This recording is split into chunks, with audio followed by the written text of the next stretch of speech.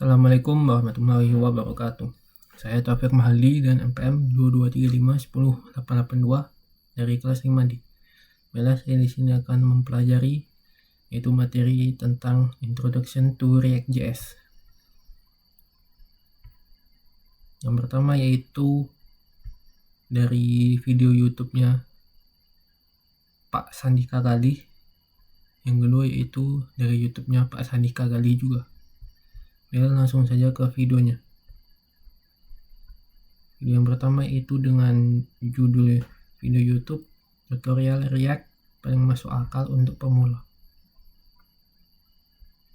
Hal yang paling masuk akalnya terlebih dahulu ya. Mungkin teman-teman ada yang nanya, kenapa paling masuk akal Pak? Emang ada ya tutorial React yang nggak masuk akal? Ya jadi kita bahas ini dulu ya. Jadi selain memang supaya judulnya agak-agak clickbait, saya mau kasih tahu dulu alasannya kenapa saya bilang paling masuk akal. Jadi yang pertama gini, kalau kita mau belajar sebuah teknologi, bahasa pemrograman, atau framework, atau library, atau apapun lah ya, itu kan sebetulnya tempat belajar paling tepat adalah dari dokumentasi resminya. Benar nggak teman-teman? Jadi sebenarnya kita jangan dulu cari-cari di tutorial-tutorial lain. Kita jangan dulu cari di YouTube, kita jangan dulu cari di Stack Overflow, tanya ChatGPT. Kita baca dulu dokumentasi resminya dari pembuatnya. Karena kan harusnya dokumentasinya lah yang ngasih tahu kita teknologi itu apa, cara pakainya gimana, dan lain sebagainya. Ya, dan menurut saya dokumentasinya React ini kurang masuk akal, khususnya untuk pemula. Dan ini menurut saya, teman-teman jangan marah dulu, tenang. Nanti kita akan cari tahu kenapa menurut saya nggak masuk akal. Pasti ini buat teman-teman yang udah jago React, ada yang nggak setuju nih sama saya ini. Tapi sebelum ke sana, kita bahas dulu mengenai definisi pemulanya dulu ya. Sepemula apa sih maksud saya di sini ya? Jadi maksud saya pemula di sini, dia adalah yang udah belajar JavaScript, udah tahu JavaScript ya, udah tahu gimana cara bikin aplikasi menggunakan JavaScript, dia udah tahu yang namanya manipulasi DOM, dia udah tahu teknik-teknik JavaScript PS6 misalnya ya. Tapi belum pernah pakai React atau bahkan belum pernah menggunakan istilahnya front-end framework gitu. Jadi udah bisa JavaScript tapi belum pernah pakai React. Itu yang saya maksudkan dengan pemula di sini ya. Supaya nanti kita sepakat dulu. Jadi silakan posisikan teman-teman di sini sebagai orang yang misalnya udah belajar JavaScript tapi belum pernah pakai React. Nah, ceritanya kita mau belajar React nih. Jadi kan kita datang dulu nih ke dokumentasinya React. Mau cuan dari trading? Bisa. Nih, pelajari dulu dasarnya. Gimana candlestick-nya? Hadapan. Ya, jadi dokumentasi React kalian bisa datang di react.dev/learn. Nanti kita akan buka sama-sama. Dan jangan salah, menurut saya ini sebetulnya salah satu dokumentasi yang bagus banget. Cuman buat pemula nggak masuk akal aja. Dan bahkan buat teman-teman yang belum tahu, sebetulnya kita tuh punya dokumentasi React yang berbahasa Indonesia. Jadi kalau teman-teman belum tahu, teman-teman bisa kunjungi di halaman ini, id.react.dev. Jadi ini adalah dokumentasi React yang sudah diterjemahkan oleh jagoan-jagoan program React Indonesia yang keren-keren banget ya, supaya kita lebih mudah belajarnya. Nih, jadi kalau teman-teman kunjungi id.react.dev/learn, nah ini teman-teman lihat tutorial React dalam bahasa Indonesia. Kita ini silakan teman-teman baca ya. Ini kita buka sama-sama.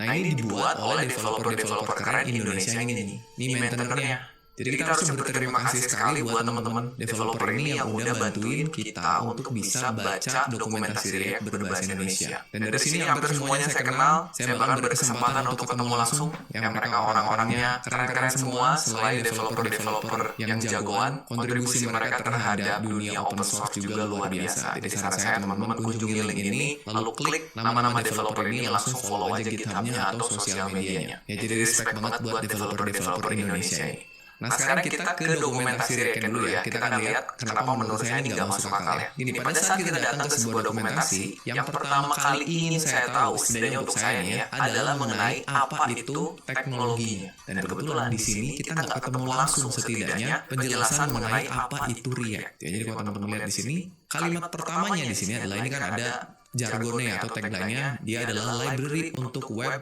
dan native user interface. Oke ya. Sekarang kalau scroll ke bawah, kita langsung dikasih tahu membuat user interface dari komponen.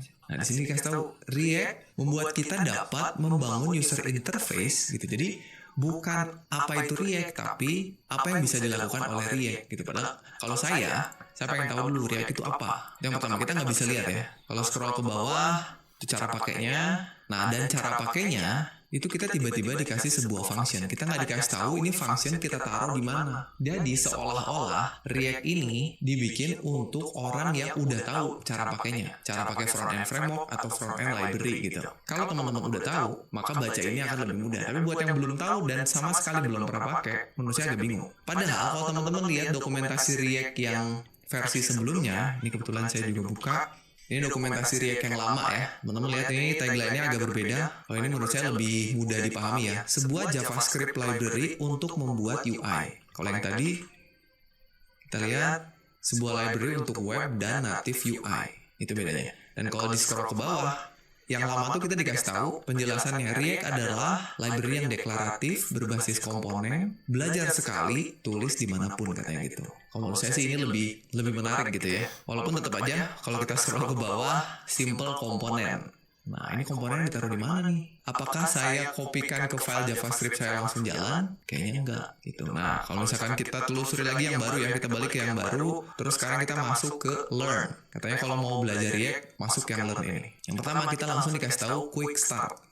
Selamat datang di React Documentation. Halaman ini memberikan kita pendahuluan ke 80% konsep React yang bisa dipakai sehari-hari katanya. Jadi langsung dikasih tahu, satu halaman ini udah ngasih tahu kalian 80% apa yang bisa dilakukan oleh React katanya. Ini anggap kita belum ngerti apa-apa ya, baru tahu JavaScript. Kita scroll ke bawah, langsung dikasih tahu bikin komponen katanya. Ketemulah function. Nah ini fungsinya saya taruh di mana gitu kan? Ini menurut saya agak bingung. Jadi karena saya pengen belajar React ini buat diajarin lagi, itu yang bikin saya bilang dokumentasi ini kurang masuk akal. Sampai saya udah coba buka satu-satu sampai saya masuk ke installation-nya. Nah begitu saya masuk ke installation, ada satu menu di sini yang tulisannya Start a New React Project. Nih katanya gini, kalau kita mau membangun sebuah aplikasi atau sebuah website yang secara full menggunakan React, kami rekomendasikan supaya kita memilih salah satu dari React Framework. Waduh, saya pikir React-nya aja belum belajar, terus kita tiba-tiba dikasih tahu kalau mau bikin aplikasi atau website pakai React, pakailah framework. Nah, salah satunya ada yang disebut dengan Next.js. Saya tadinya nggak akan mengunjungi Next.js karena saya pikir React-nya aja belum paham kan. Tapi karena setelah saya baca beberapa halaman di depan sini masih belum menemukan alasan kenapa belajar React, saya coba deh masuk ke sini,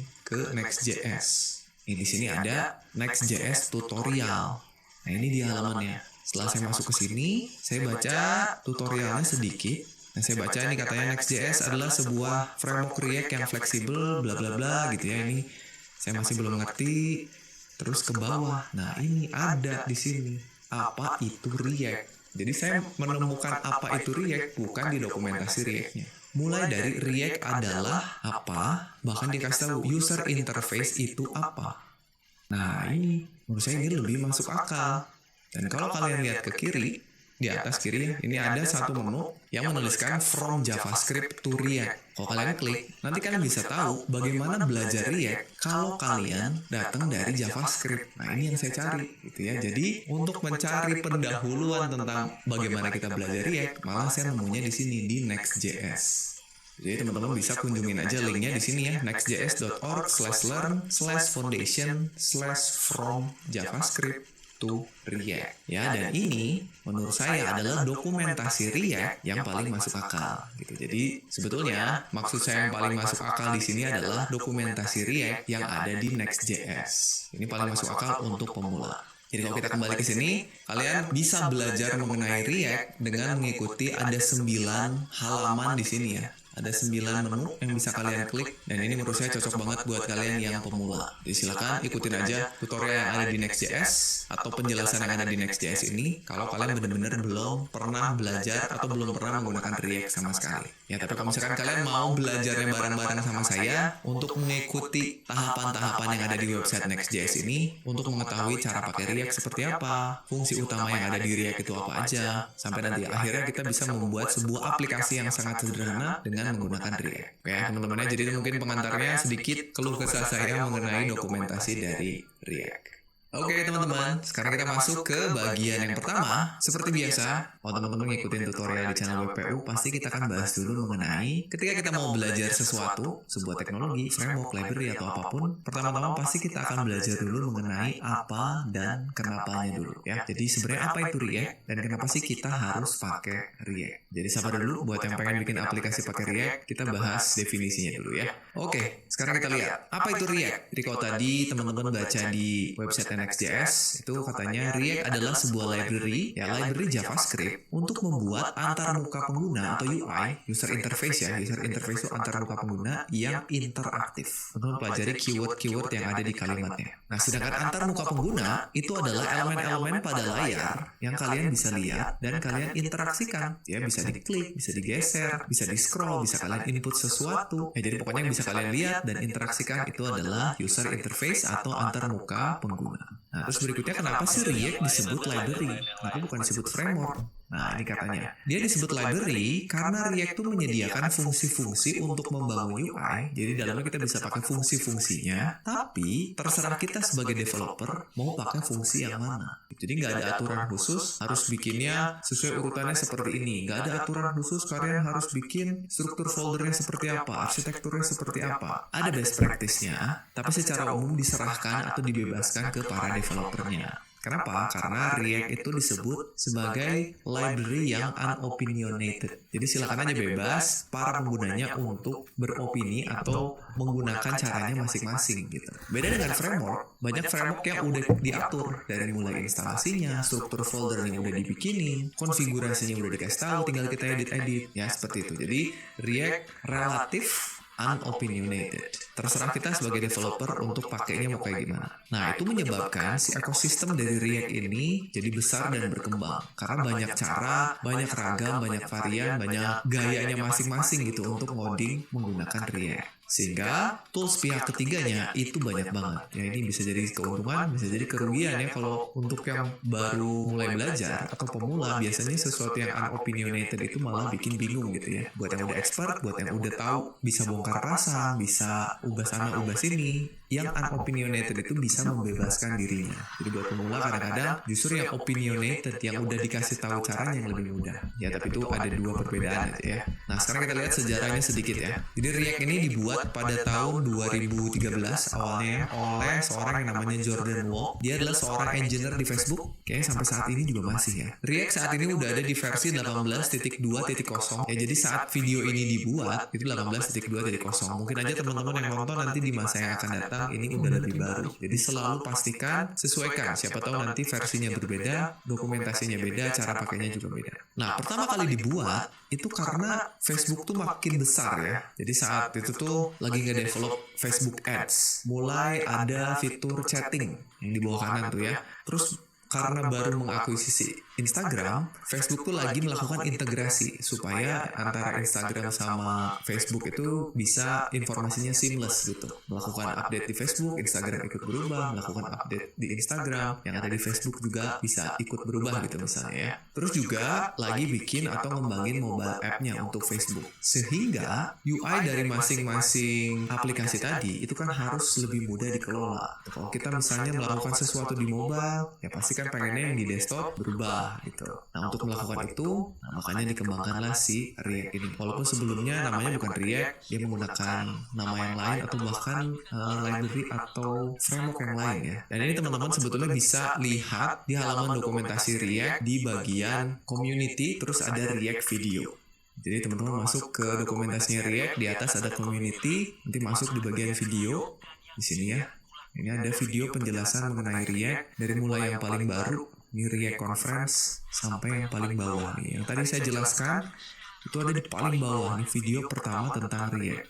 Ini saran saya teman-teman nonton ya, videonya ini keren banget ya. Jadi ini si Jordan Walk-nya ini ada Tom Okino, dia ngejelasin mengenai awal mula kenapa sih ada React gitu ya. Ini sakti banget nih. Oke, berikutnya, kenapa disebut React? Disebut React itu karena pengen itu menjadi sebuah library yang reaktif gitu ya. Yang artinya apa? Dia memiliki kemampuan untuk bereaksi atau merespon secara dinamis ketika ada interaksi atau perubahan data. Jadi, ketika kita melakukan sesuatu, pengennya aplikasinya itu cepat bereaksi gitu. Karena disebutnya React. bereaksi. Nah, saat ini tim pembuat React yang bikin React-nya, core timnya itu terdiri dari engineer-engineer yang ada di Meta atau di Facebook ya. Terus engineer-engineer yang ada di Vercel ya, dan kebetulan tadi Next.js yang teman-teman lihat itu kan yang buat perusahaannya Vercel juga ya. Jadi saya juga yakin kalau dokumentasi React yang dibuat oleh Vercel itu pasti benar gitu, karena engineer-nya React kebanyakan orang Vercel juga gitu ya. Dan selain dari dua perusahaan ini, banyak juga kontributor dari seluruh dunia, baik itu yang ngembangin core-nya, core React-nya maupun kontributor untuk yang lain gitu. Salah satunya tadi dokumentasi ya. Nah, dan sampai saat ini yang mantep nih ya, yang keren, React ini sudah diunduh atau di-download sebanyak 19,3 juta kali kalau kalian lihat statistiknya di NPM. Dan kalau kalian buka repositorinya di GitHub, itu yang ngasih star udah 200.000 lebih gitu star. Jadi sangat populer sekali ya. Itu ya, jadi teman-teman sedikit mengenai React, apa itu React, terus sejarahnya React, terus awal mula React seperti apa. Mudah-mudahan jadi kebayang lah ya. Berikutnya kita masuk ke bagian kedua. Kita akan mencoba untuk transisi dari JavaScript ke React. Kita lihat dulu, kalau misalkan teman-teman udah tahu JavaScript, mau masuk ke React itu sebenarnya apa sih yang ditawarkan oleh React itu? Ngapain pakai React kalau JavaScript aja bisa melakukan hal yang bisa dilakukan oleh React? Kita lihat ya. Jadi supaya nanti ke depannya kita bisa paham React-nya kalau kita udah paham JavaScript. Buat teman lo, baru Milo Adi Biskuit. Beli kuota utama akses, bonus unlimited YouTube Shorts di aksesnya. Oke, kita lihat. Kita mulai dengan mengingat-ingat kembali gimana caranya halaman web kita atau browser kita ngerender UI hasil codingan HTML kita.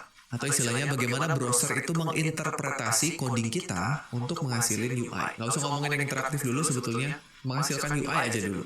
Ya.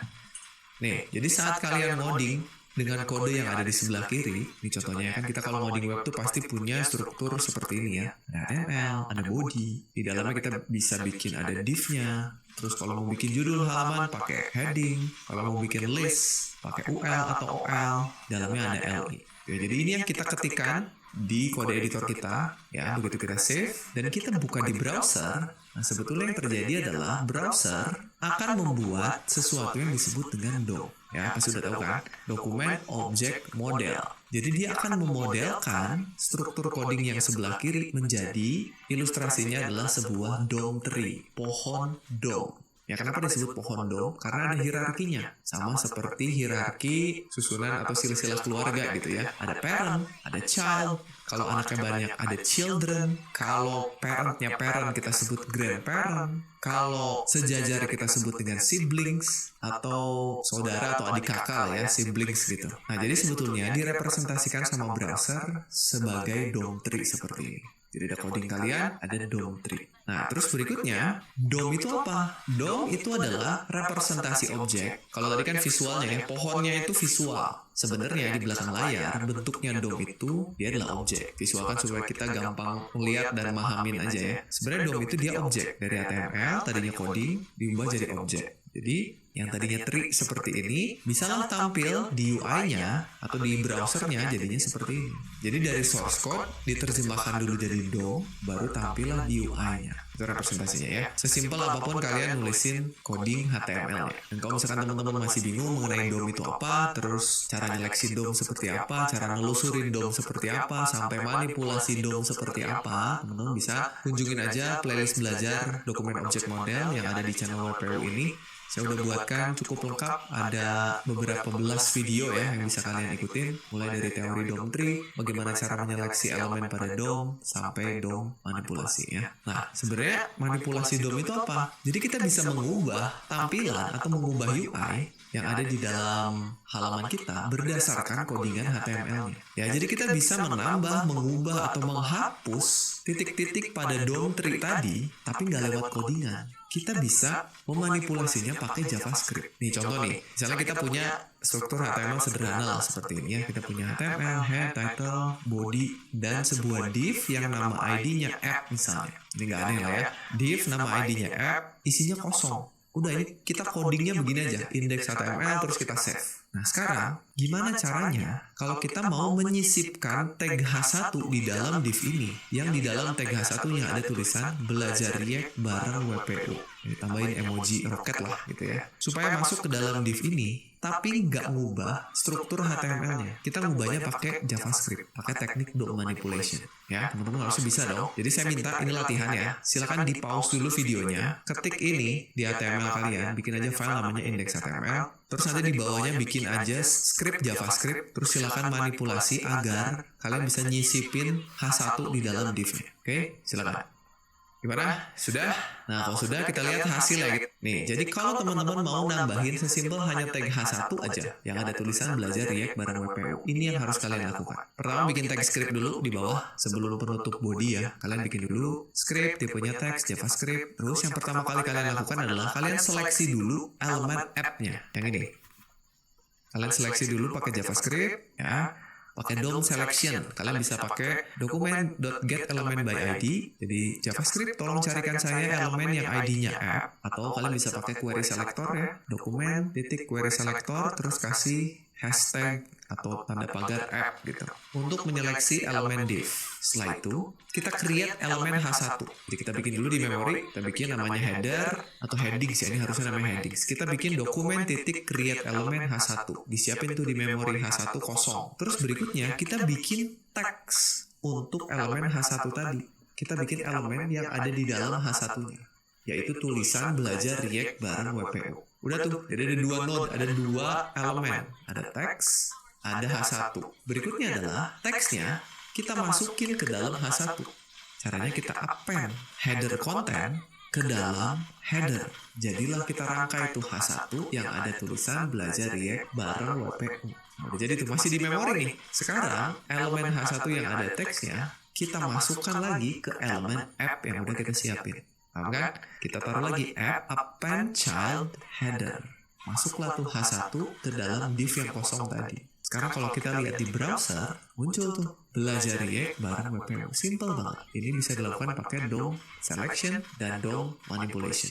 Ya, mudah-mudahan kalian nyobain tadi ya. Nah, sekarang kita lihat bedanya antara source code yang pertama kali kita buat dengan hasil yang udah ditampilkan. Ya, ini perbedaan kode awal dan setelah dilakukan manipulasi DOM. Nih, kalau teman-teman klik kanan lalu view page source, yang teman-teman lihat adalah codingan awal. Ada coding div app yang kosong, lalu ada script buat manipulasi DOM-nya. Di sini H1-nya nggak ada, karena H1-nya dibikin pakai JavaScript kan. Nah, tapi kalau teman-teman klik kanan lalu pilih inspect, tampilnya begini. Lihat codingannya beda. Yang di sebelah kiri nggak ada H1-nya, tapi di sebelah kanan ada H1-nya. Jadi kalau teman-teman buka webnya pakai inspect, lalu klik tab elemen, ini adalah representasi dari DOM setelah kita lakukan manipulasi pakai JavaScript. Nah, itu ya. Jadi inilah yang dilakukan ketika kita mau memanipulasi website pakai JavaScript. Oke, harusnya sih nggak ada yang aneh ya. Jadi manipulasi DOM menggunakan JavaScript, yang pertama HTML yang kalian tulis itu merepresentasikan konten halaman awalnya. Jadi codingan awal tuh merepresentasikan konten halaman awalnya. Nah, DOM itu merepresentasikan konten halaman yang telah diupdate atau yang udah diperbaharui menggunakan JavaScript tadi. Nah, kalau kalian mengubah DOM menggunakan JavaScript polos atau istilahnya vanilla JavaScript, nggak pakai framework, nggak pakai library apapun, emang kelihatannya sakti ya. Kita bisa nambahin satu elemen kayak tadi ya, nambahin H1, kita mau nambahin paragraf, kita mau bikin supaya elemennya bisa diklik pakai JavaScript, bisa dan kelihatannya keren gitu ya. Tapi nulisnya ribet teman-teman. Mungkin tadi nggak kelihatan karena kita nambahinnya cuma satu elemen H1 doang gitu ya. Tapi bayangin ketika kalian mau bikin halaman yang utuh, bikin button, bikin card, bikin navbar, bikin slider gitu, tapi pakai JavaScript, kalian nggak tulis manual tuh si HTML-nya. Semakin banyak yang harus kalian buat pakai JavaScript, pasti makin ribet karena harus diseleksi, harus di-create elemennya, dimasukin ke dalam elemennya, ribet gitu ya lama-lama. Yang tadi kalian coba itu kan ditulis manual buat nambahin satu buah H1. Buat nambahin H1 aja kalian nulisnya begini. Bikin dulu elemennya, bikin teksnya, masukin teks ke elemen, masukin elemen ke wadahnya gitu ya. Bayangin kalau kalian punya paragraf, bayangin kalau kalian punya list item, ada berapa create elemen yang harus ditulis gitu. Jadi semakin banyak, kalau pakai teknik yang tadi, pakai JavaScript polos, pakai vanilla ya, waktu yang kalian butuhin pasti banyak kan, lama gitu ya. Nanti kita sebagai developer tuh bakalan ngabisin waktu buat nulisin bagaimana sesuatu akan dilakukan. Kayak tadi kan satu-satu tuh, bikin elemen, masukin elemen, simpen elemennya ke div, baru kepilih. Jadi kita capek gitu, nulisin satu-satu, gimana.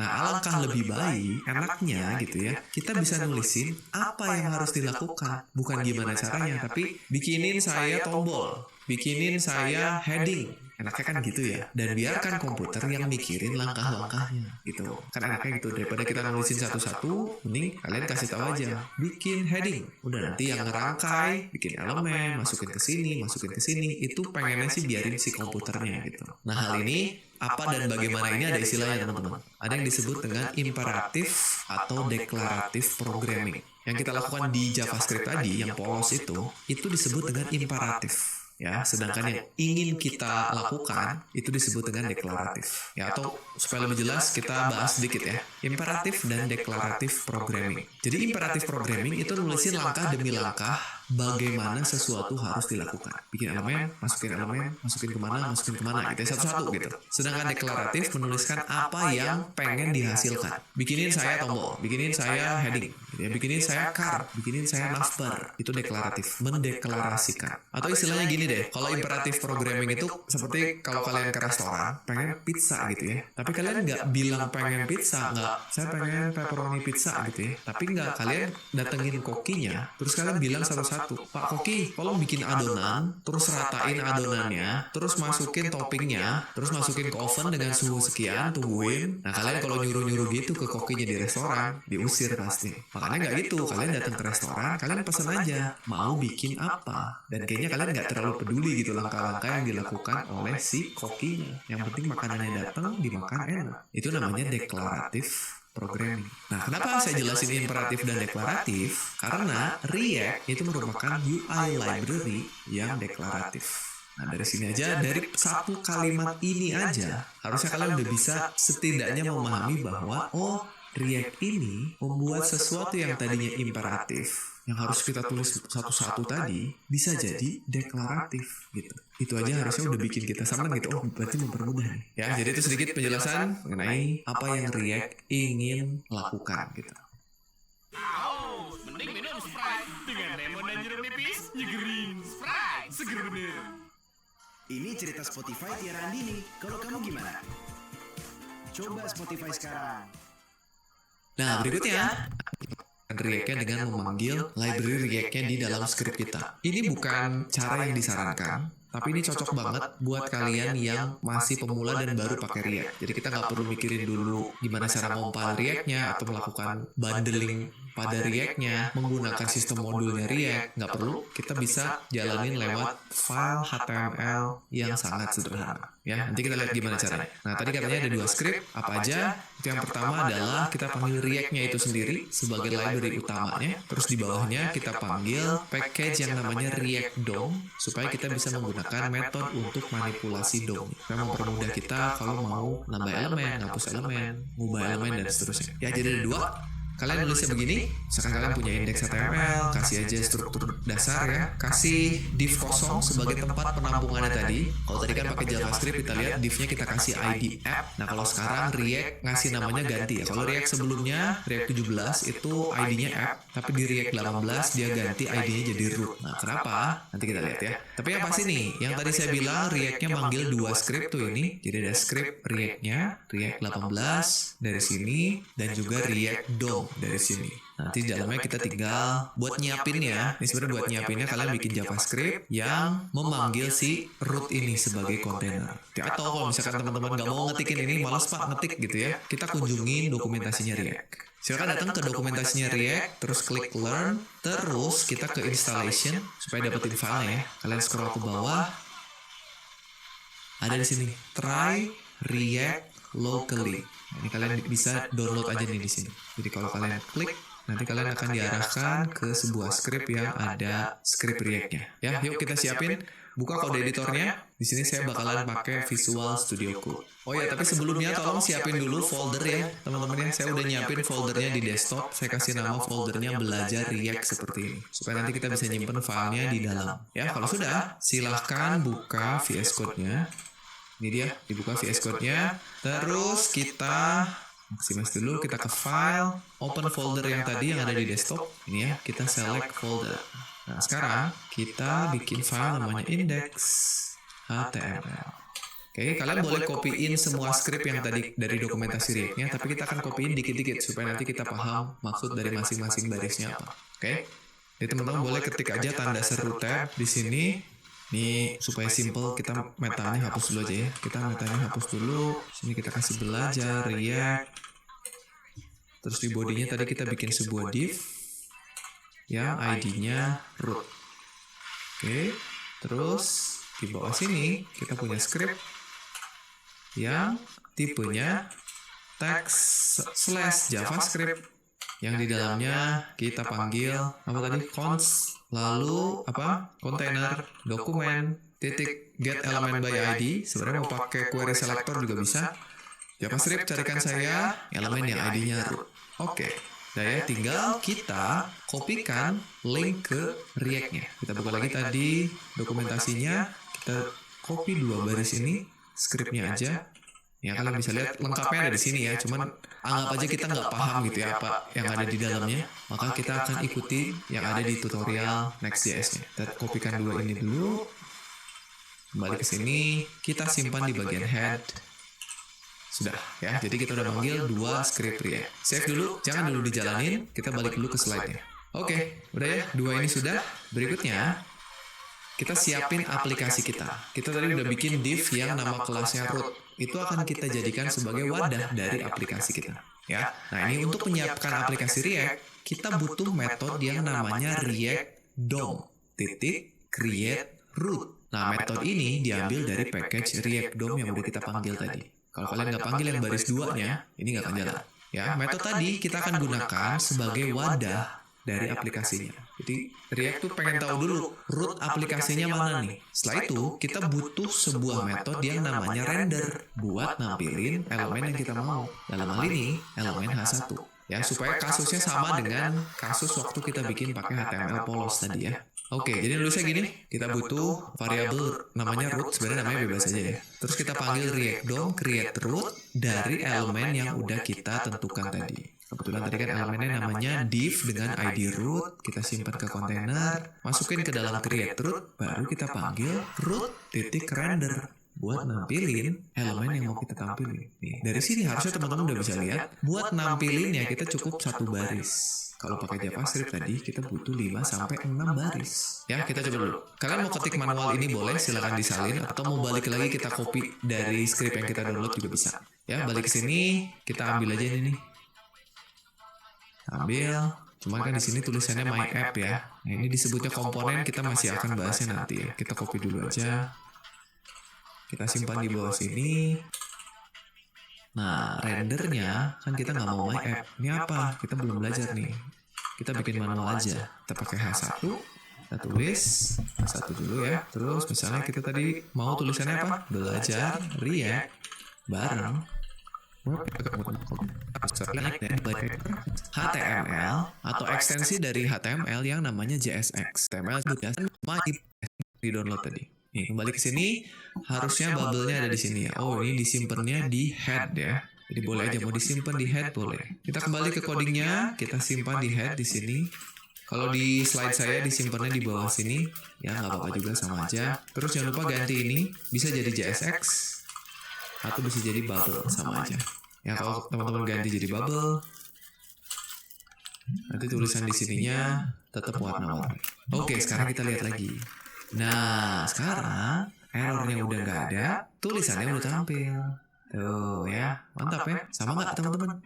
Jadi, saya ucapkan selamat buat kalian karena itu adalah aplikasi React pertama kalian. Yang harusnya sekarang semuanya udah berhasil nampilin web seperti ini. Nah, dan sekarang kita akan lihat, kita akan bandingin ya, script vanilla JavaScript dan script React yang udah kita buat. Nih, ini JavaScript buat nampilin H1 yang tulisannya belajar React bareng WPO tadi, sedangkan React seperti ini. Nah, mungkin teman-teman bilang, Pak, cuma beda 2 baris, Pak. Nggak apa-apa lah pakai JavaScript. Ya memang, kalau elemennya cuma 1, bedanya 2 baris. Tapi bayangin kalau misalnya kalian bikin elemennya ada 5, 10, 20, akan menduplikat berapa baris ini? Kalau di React, nambahnya nggak akan terlalu banyak. Tapi kalau pakai vanilla, nambahnya bisa berkali-kali lipat. Ya, jadi menggunakan React itu bisa mempermudah atau mempersingkat manipulasi DOM kita. Mantap ya. Sekarang sebelum lanjut, kita bahas dulu dikit mengenai JSX kali ya. Apa sih sebenarnya JSX itu, Pak? Apa bedanya sama HTML? Nah, kita lihat ya. Jadi JSX itu adalah sebuah ekstensi sintaks untuk JavaScript yang biasanya dipakai untuk deskripsiin UI yang sintaksnya kayak HTML. Jadi sebenarnya yang kita tulis di dalam metode render tadi itu JavaScript. Ya, nanti kalian bisa lihat tuh gimana caranya JSX bisa keluar masuk JavaScript dengan mudah. Tapi sebenarnya itu JavaScript yang bisa nulisin sintaks kayak HTML, mirip HTML. Nah, meskipun ada cara lain untuk bikin komponen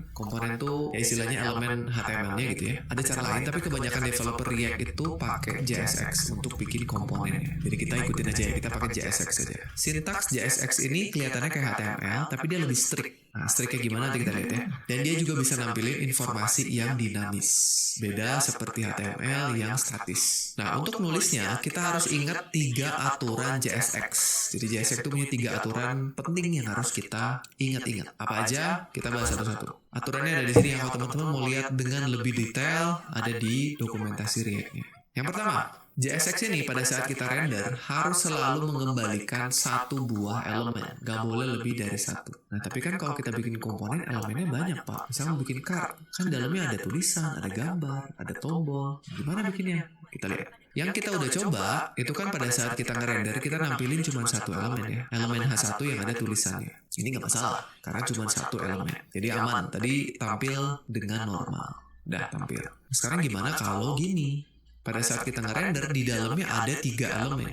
Nah, kalau kalian tulis begini, error pasti. Karena metode rendernya tidak mengembalikan 1 elemen, malah 3 elemen. Kalau kalian pengen bikin ini menjadi 1 komponen, yang harus kalian lakukan adalah membungkus 3 elemen ini ke dalam 1 elemen lagi. Karena kalau ini dijalanin, ini pasti error. Tuh ya. Jadi kalau misalkan ada elemen JSX yang sejajar gitu, yang bersebelahan, maka dia harus dibungkus dengan tag pembungkusnya. Nah, apakah yang Anda maksud adalah JSX fragment? Jadi JSX fragment itu adalah banyak elemen yang mau kita jadikan 1, tapi tanpa bikin elemen baru. Sebenarnya kalian bisa bungkus ini pakai div, tapi nanti divnya jadi elemen sendiri. Kalau kalian nggak mau, kalian bisa bungkus pakai tag kosong kayak gini.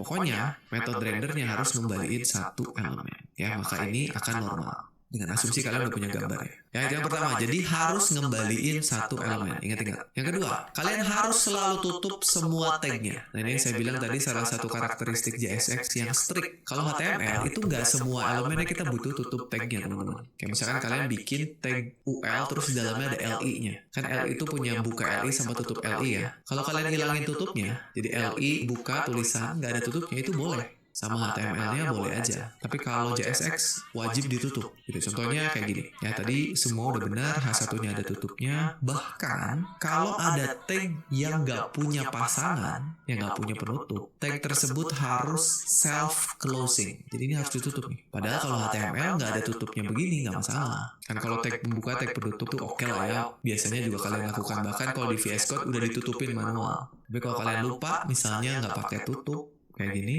error dia. Unterminated JSX content. Jadi dia anggapnya si JSX-nya nggak selesai.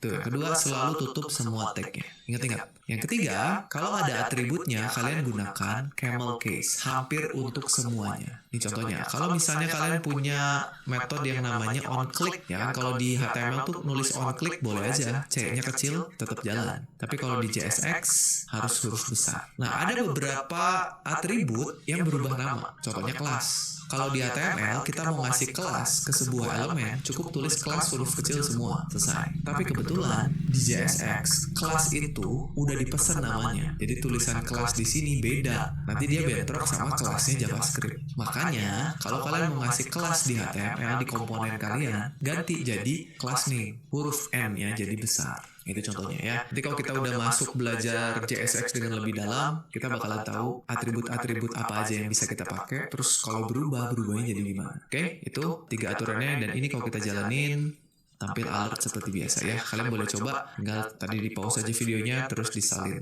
Ya, jadi itu sekilas mengenai cara pakai React yang sangat sederhana. Berikutnya, kita masuk ke topik yang saya sebut dengan prerequisite. Ini biasanya selalu saya sampaikan ketika kita memulai sebuah seri baru, ya, dimana kita harus tahu dulu nih, apa aja yang harus kita siapin kalau kita mau belajar ya. Baik itu dari sisi pengetahuannya atau dari sisi softwarenya. Ya, kita lihat satu-satu. Yang pertama, materi apa yang harus kalian kuasai terlebih dahulu. Jadi jangan main loncat aja ke React kalau materi-materi ini belum kalian pahami ya. Yang pertama jelas HTML dan CSS.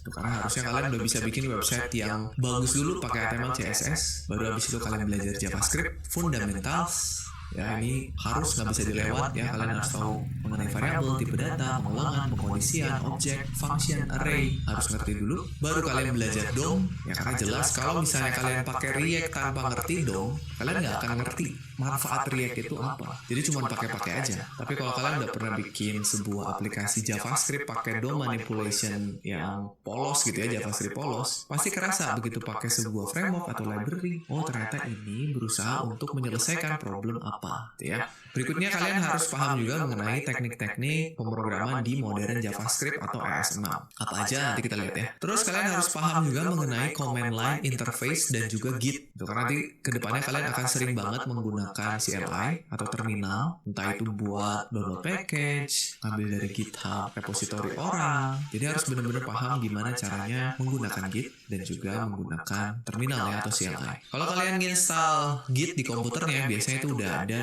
yang namanya Git Bash, atau kalau yang pakai Windows ada PowerShell, atau kalau yang pakai Linux sama macOS juga pasti ada terminalnya. Silakan pahami perintah-perintah dasar yang biasanya dipakai di terminal ya. Terus kalian juga harus belajar mengenai package manager, karena kedepannya React itu nggak dipakai dengan cara yang kita pakai tadi. Kita harus pakai misalnya npm, module bundler, builder, dan masih banyak lagi. Dan untuk memahami itu kalian butuh paham di rumah mengenai Node.js.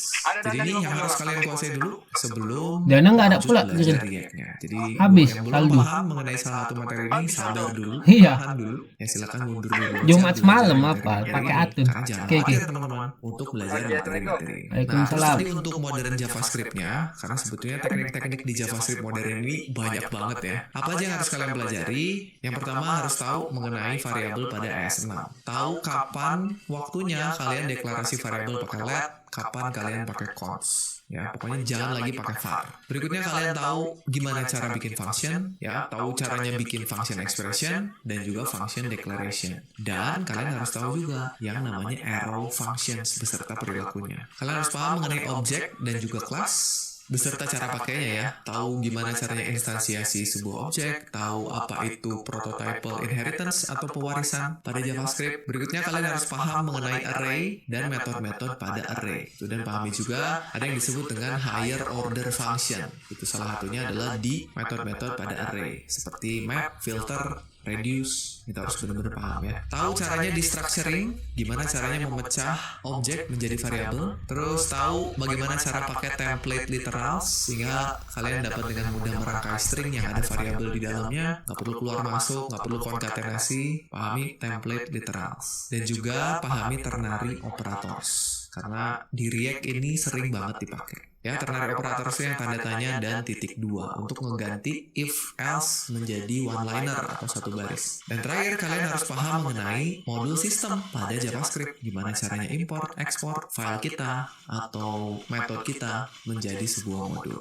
Ini yang harus kalian pelajari. Kalau misalkan ada yang masih belum paham, nggak usah khawatir karena di channel ini saya sudah sediakan jalur belajarnya. Teman-teman bisa ikutin semua materi yang dibutuhin untuk belajar React. Ada semua, mulai dari HTML, CSS, JavaScript bahkan ada 3 playlist ya. Ini kalau di total bisa sampai 70 video kali ya. Silakan untuk yang JavaScript. Terus ada juga Git dan GitHub beserta belajar CLI ada di dalamnya dan belajar Node.js dan npm ada juga di situ. Ya, jadi silakan itu dipelajari dulu ya. Jangan buru-buru pengen belajar React tapi fundamentalnya belum paham. Nah, berikutnya setup editornya. Untuk menggunakan atau membuat aplikasi pakai React tentu saja kita butuh editor ya atau kode editor. Kalian bisa pakai macam-macam, cuman yang akan kita gunakan di seri ini adalah VS Code yang harus kalian install linternya, yaitu ESLint. Gitu. Coba cek extensionnya udah diinstal apa belum, terus konfigurasinya udah dilakukan apa belum. Nanti kalau misalkan belum, teman-teman bisa cek di dokumentasi React-nya ada gimana cara konfigurasi linternya. Jangan lupa juga install extension untuk format kode kalian supaya gampang diaturnya, nggak perlu ngerapihin manual yang namanya Prettier. Dan kalian bisa install browser extension yang namanya React Developer Tools. Ini kayaknya ada untuk semua browser-browser populer. Ya, setidaknya untuk browser yang saya pakai yaitu Google Chrome ini ada. Oke, itu jadi prerequisite untuk belajar React di seri kita kali ini. Oke, dan kalau teman-teman sekarang udah siap untuk belajar lebih jauh mengenai React ini, di bagian kelima kali ini kita akan masuk ke bagian paling penting, yaitu kita akan membahas mengenai konsep-konsep utama yang ada pada React ya. Jadi apa aja sih konsep yang menjadi inti yang harus kita pelajari di dalam React ini. Jadi kalau teman-teman lihat ada 3 core konsep di dalam React. Yang pertama jelas adalah komponen, yang kedua ada yang disebut dengan props, dan yang ketiga ada yang disebut dengan state. Ya, jadi 3 hal ini harus teman-teman kuasai dulu atau minimal tahu dulu ya sebelum kita masuk ke konsep-konsep React lain atau fitur-fitur React lain yang lebih kompleks lagi. Kita bahas dulu mengenai komponen ya. Gimana cara kita membuat UI di dalam React menggunakan komponen. Ya, jadi intinya pada saat kita membuat UI, ya sebuah UI itu kita bisa pecah menjadi bagian-bagian yang lebih kecil yang kita sebut dengan komponen. Mulai dari contohnya yang tadi kita buat adalah komponen header ya atau heading gitu. Sebuah komponen itu bisa sangat sederhana, hanya terdiri dari satu elemen saja atau bahkan sangat kompleks. Bahkan satu halaman web pun itu kita bisa anggap sebagai sebuah komponen. Walaupun jadinya komponennya gede banget gitu ya. Tuh, jadi komponen-komponen UI yang bisa kita lihat dan kita interaksikan bisa kita anggap sebagai komponen. Nah, dengan komponen itu kita bisa bikin potongan kode yang independen atau mandiri yang kedepannya bisa kita gunakan kembali. Itu jadi komponen yang reusable istilahnya. Ya, jadi contohnya kalian bisa anggap sebagai blok-blok pada Lego lah yang bisa kalian susun gitu. Dimana nantinya kita bisa susun potongan-potongan kecil tadi agar menjadi sebuah blok atau sebuah bentuk yang lebih besar. Yang kalau misalkan kita mau bongkar pasang, itu bisa kita lakukan dengan lebih mudah. Jadi kalau pengen ngubah elemen pada UI-nya, kita tinggal ubah komponennya aja. Nah, ini contoh komponen yang bisa kalian lihat. Misalnya kita mau bikin sebuah media komponen. Nah, itu di dalamnya juga bisa terdiri dari beberapa komponen lagi. Ada komponen image, ada komponen deskripsi, ada komponen button. Jadi yang kecil-kecil ini juga komponen. Ketika kita rangkai menjadi sesuatu yang lebih besar, contohnya media ini atau card lah ya, itu juga bisa kita jadikan sebagai komponen. Nah, nanti card ini kita simpan ke dalam sebuah section tertentu di dalam website kita. Section itu bisa kita anggap juga jadi sebuah komponen. Nah, untuk bikin komponen di React itu gimana caranya? Pertama, teman-teman harus pahami dulu bahwa komponen pada React itu pada dasarnya adalah sebuah function yang kita bikin pakai JavaScript. Jadi nanti setiap teman-teman mau bikin komponen harus bikin function dulu. Nah, terus nama functionnya itu kalian harus tulis diawali dengan huruf besar. Ya kan? Kalau function itu biasanya huruf kecil ya, huruf kecil terus camel case. Tapi kalau khusus untuk komponen, teman-teman bikinnya pakai huruf besar. Nah, nanti functionnya mengembalikan nilai elemen UI-nya. Dan elemen UI itu teman-teman tulis pakai JSX. Ya, jadi strukturnya HTML tapi di dalamnya bisa pakai JavaScript. Nah, nanti pada saat mau ngerendernya, teman-teman panggil seolah-olah dia adalah tag HTML. Gitu. Sama kayak tadi kita manggil H1 gitu. Tapi sekarang kita manggil komponennya dengan ada tag pembuka dan tag penutupnya. Ya, contohnya kayak gini. Jadi kalau tadi tulisannya kita langsung tulis di metode render, sekarang kita tarik untuk jadi sebuah komponen terpisah. Caranya teman-teman bikin sebuah function, misalnya kita kasih nama header, depannya huruf besar, terus dalamnya kalian nge-return JSX-nya. Jadi yang tadinya ada di render, pindah ke function header. Terus pada saat di render, kita tinggal panggil komponennya, tapi pakai lebih kecil dari dan self-closing tag-nya. Gini, ya, mari kita coba ya. Kita balik ke codingnya lagi. Sekarang kita akan ubah agar komponen kita yang tadinya langsung ditulis di render jadi sebuah komponen terpisah. Ya, kita bikin functionnya di sini. Function huruf besar header misalnya, nulisnya kayak function biasa, langsung return kurung buka kurung tutup JSX-nya. Ini kita cut aja, cut masukin ke dalam, tinggal kita panggil header. Jangan lupa ditutup tagnya. Ya. Jadi ini caranya kalau mau pakai gaya komponen ya. Kita save dulu, kita lihat hasilnya. Ya sama aja. Sekarang kalau kita lihat, kita inspect elemennya ada di sini ya. Di belajar ya bareng Padika dalam bentuk H1.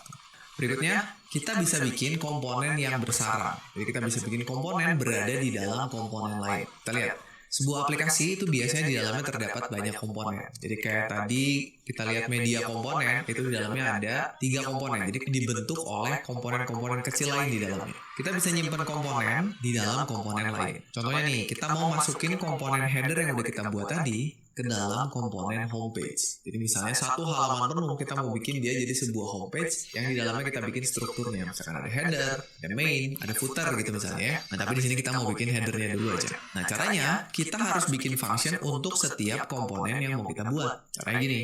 Jadi tadi kita udah punya komponen header, sekarang kita punya komponen homepage. Yang di dalamnya, ingat kita harus mengembalikan sebuah elemen ya, ini turunan JSX, yang di dalamnya ada header. Kalau mau pakai div gini boleh, atau kalau mau bikin sebagai fragmen, nggak ada divnya juga boleh tadi ya. Jadi tag kosong. Nah nanti pada saat render kita tinggal panggil komponen yang gedenya, yaitu homepage. Oke, kita coba lagi. Sekarang kita kembali ke codingnya. Sekarang di sini kita bikin function home page. Oke, ingat huruf depannya huruf besar, terus biasanya dibikin sebagai camel case ya. Kalau ada kata berikutnya huruf besar juga. Dia return gini, ya kalian bisa bikin pakai fragment. Jadi cukup begini aja, atau mau bikin pakai div juga boleh. Ya atau biar rapi ininya kita turunin aja lah. Ya, ininya turunin. Baru di dalamnya kita panggil si headernya. Gitu. Jadi homepage memanggil header, homepage kita render. Sini, homepage. Ya, kita save, kita lihat lagi hasilnya, kembali ke browser, aman ya. Kalau kita lihat inspect, harusnya sekarang dia ada di dalam root seperti ini.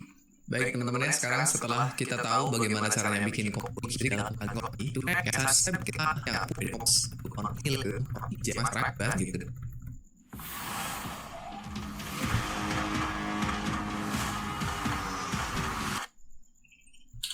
Begini. Nah, sekarang kita udah punya props-nya, akan dikirim ke komponen header. Tangkap di sini, props. Karena dia bentuknya objek, maka kita bisa ganti kurung kurawal untuk manggil JavaScript, panggil objeknya, lalu kita panggil name-nya, ya, gitu. Coba kita lihat hasilnya, save dulu, kita kembali ke browsernya. Nah, ini dia.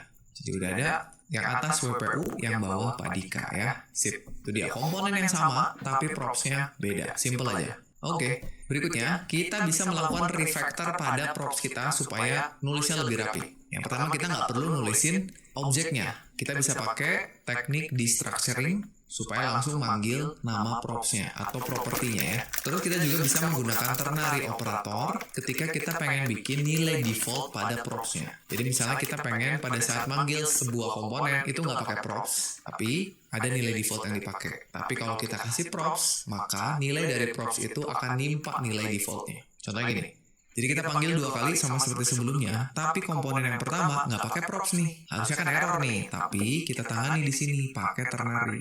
Nah, tapi sebelumnya kita lihat dulu nih. Tadi kan kita ngambilnya pakai objek props ya. Sekarang kita nggak perlu panggil objeknya lagi, kita sudah langsung bisa ngambil propertinya menggunakan destructuring. Caranya pada saat nulis parameter kita kasih kurung kurawal supaya langsung masuk ke objeknya, ngambil propertinya. Jadi nggak perlu tulis props author atau props nama lagi, kita cukup langsung panggil nama propertinya dan di sini kita pakai ternary nih. Jika author ada isinya, maka pakai nilai author tersebut. Kalau nggak ada, kalau nilainya false, karena ambil yang kanannya, kasih nilai default WPU. Jadi karena yang pertama ini nggak ada, maka yang dipakai WPU. Tapi karena komponen header yang kedua ini punya props, maka timpalah WPU pakai isi dari propsnya. Ya, kita coba. Balik ke sini, ini kita hapus, jadi name-nya nggak perlu. Sekarang kita pecah atau kita masuk ke dalam props-nya pakai destructuring, cukup ambil name-nya. Sekarang di dalam sini nggak perlu lagi pakai nama objeknya, kita bisa kasih ternary. Jika nilainya true, tampilkan name-nya. Jika nilainya false, tampilkan WPU. Oke, kita akan lihat hasilnya sama ya, WPU dan Padika. Oke. Lanjut lagi teman-teman. Sekarang, kalau misalnya teman-teman pengen nampilin data yang banyak menggunakan pengulangan. Misalnya, teman-teman pengen nampilin data menggunakan list item, pakai UL atau OL ya. Ya, jadi kan sangat umum atau biasanya juga kita sering banget pengen nampilin banyak data pakai pengulangan. Misalnya datanya dalam bentuk array, dalam bentuk objek, atau dapat dari API misalnya, ambil dari database, pengen ambilin datanya tapi pakai pengulangan. Nah, salah satu caranya kita bisa pakai salah satu metode pada array. Ya kan banyak tuh ya, bisa pakai for each, bisa pakai filter, bisa pakai map. Itu metode yang ada pada array. Nah, itu ditujukan untuk memanipulasi data dan menampilkan elemen UI yang identik secara style. Kayak misalkan kita nampilin 10 LI, kan sama semua tuh.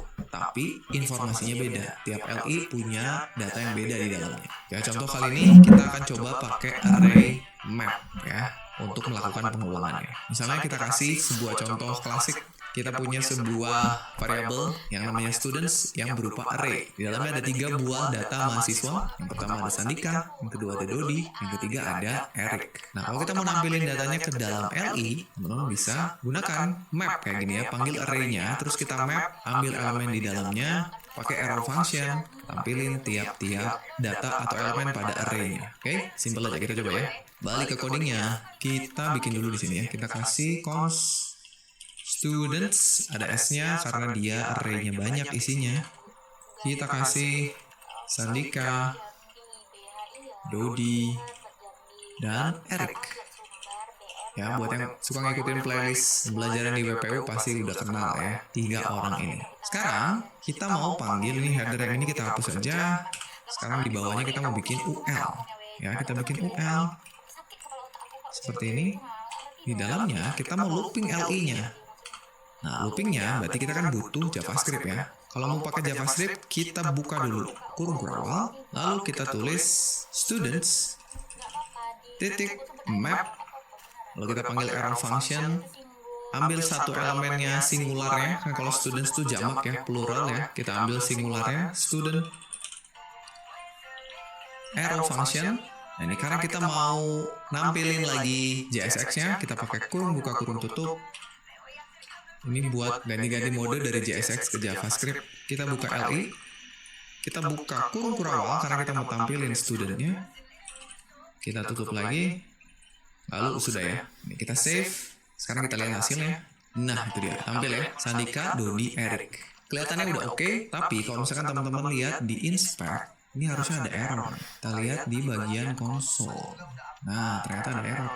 Katanya, each child in a list should have a unique key prop. Nah, jadi katanya kalau teman-teman bikin list atau melakukan looping pada elemen yang sama, tiap-tiap elemen tadi harus punya property key yang memiliki nilai yang unik.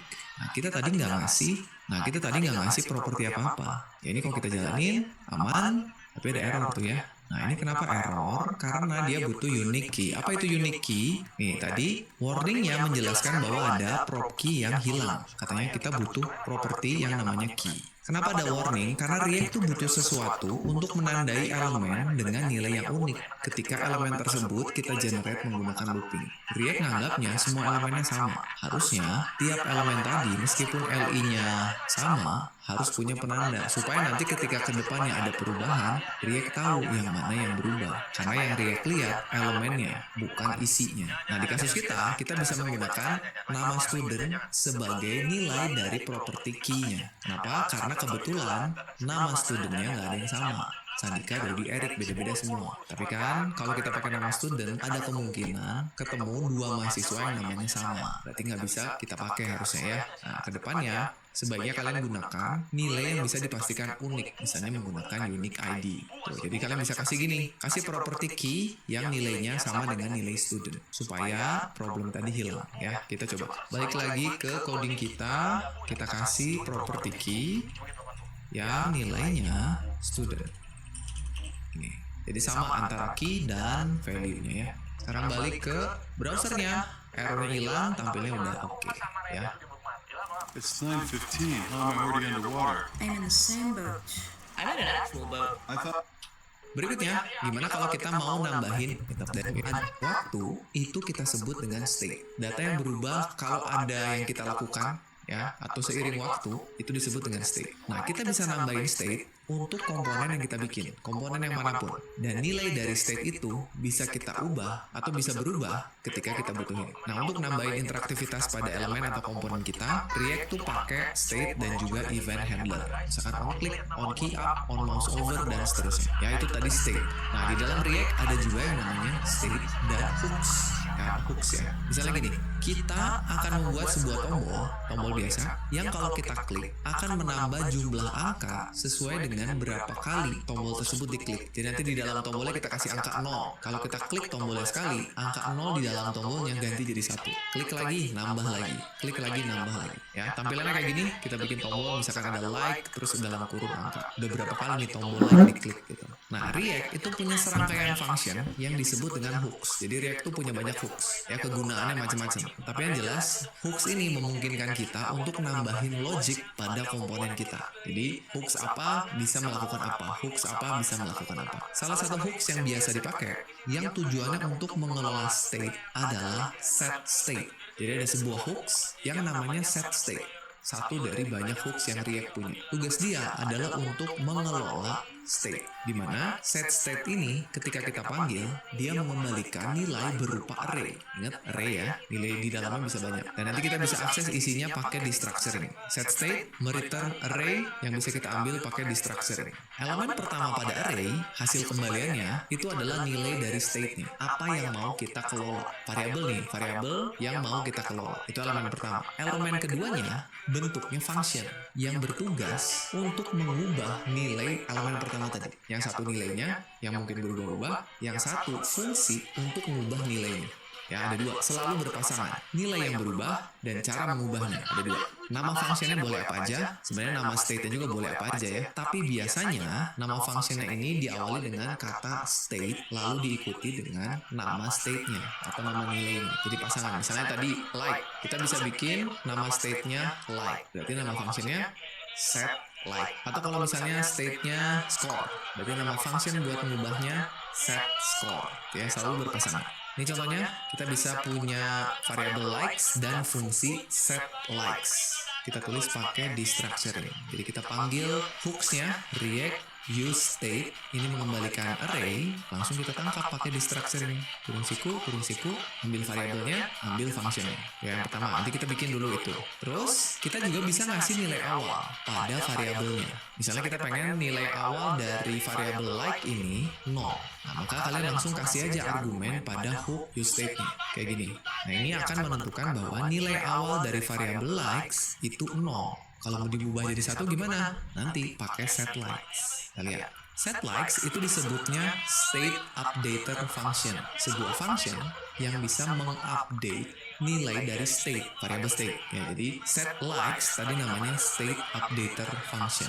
Untuk menjalankan function, si set likes ini, kita bisa panggil di dalam function lain di komponen kita. Ya, jadi kita bisa bikin function set likes gitu misalnya. Misalnya gini, kita mau ubah nilai likes agar bertambah 1 setiap tombol diklik. Dan misalnya, kita akan lakukan di dalam sebuah function yang nanti kita buat namanya handle click. Ini function ketika event dijalankan. Ketika tombol diklik, panggil function namanya handle click. Nah, di dalam handle clicks nanti, kita panggil set likes gitu ya. Kayak gini.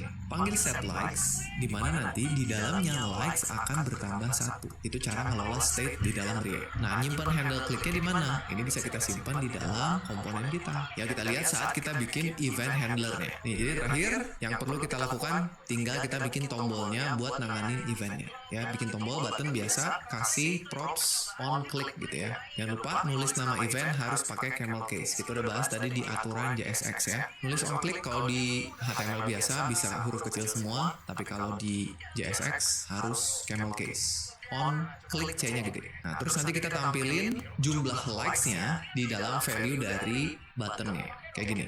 Jadi kita punya komponen button yang punya props on click, di mana props on click ini kalau dijalankan eventnya akan memanggil fungsi handle click. Ini kenapa di sini nggak pakai kurung buka kurung tutup? Karena kalau kita pakai kurung buka kurung tutup, fungsinya langsung dijalani. Kita pengen fungsinya jalan ketika diklik. Terus isi dari tombolnya ada tulisan like, kurung buka, lalu panggil isi dari state likes-nya. Kita punya state likes kan tadi, lalu kurung tutup. Jadi ini istilah-istilah yang harus kalian pahami di dalam React. Ada state sebagai variabel yang bakalan berubah, ada state updater function sebagai fungsi yang bakal ngubah nilai dari state-nya, ada props yang jadi atribut dari sebuah komponen, ada event yang menjadi trigger saat kita akan melakukan sesuatu, dan juga ada komponen tentu saja ya. Dan ini hasil akhirnya teman-teman. Jadi di dalam komponen homepage kita punya tadi variable dan state updater functionnya yang merupakan bagian dari hook useState. Kita punya function handle click yang di dalamnya menjalankan function setLikes, lalu kita panggil tombolnya. Kita coba ya. Kita ke coding kita tulis di bawah sini aja. Kita kasih di bawah sini tombolnya. Kita bikin button. Buttonnya kalau teman-teman mau jadi komponen sendiri juga bisa ya. Button kita kasih propsnya tadi on click yang akan memanggil fungsi handle click. Terus di dalamnya ada tulisan like, berapa kali like-nya. Misalnya likes gitu ya, dapat dari variabel likes. Ini dapat dari mana? Ini dapat dari variabel yang akan kita bikin. Kita bikin variabel dengan di structuring ada dua variabel. Yang pertama adalah likes, yang kedua adalah set likes gitu ya. Dia adalah react lalu titik use state gitu ya, yang nilai awalnya atau initial value-nya kosong. Sudah, berikutnya kita tinggal panggil function ya buat ngehandle tombol kliknya. Kita pakai function declaration handle click yang akan menjalankan set likes like plus 1 ya. Gini. Jadi ketika diklik, jalankan fungsi ini, panggil set likes, ubah likes-nya jadi 1, tadinya 0, tampilkan ke sini. Jadi nilainya akan 1, gitu ya. Mari kita lihat. Oke, kita punya, kita klik jadi 1, klik lagi jadi 2, klik lagi jadi 3. Gitu teman-teman ya. Get solving in the cloud with the Google Cloud free program. As a new user, you'll get $300 in free credits for the first 90 days with no automatic charges. And you Jadi itu dia cara pakai React ini. Kenapa kok bisa terjadi seperti itu? Virtual DOM dan bagaimana React membuat dan bekerja dengan virtual DOM-nya. Terus juga gimana cara mengelola state dengan lebih.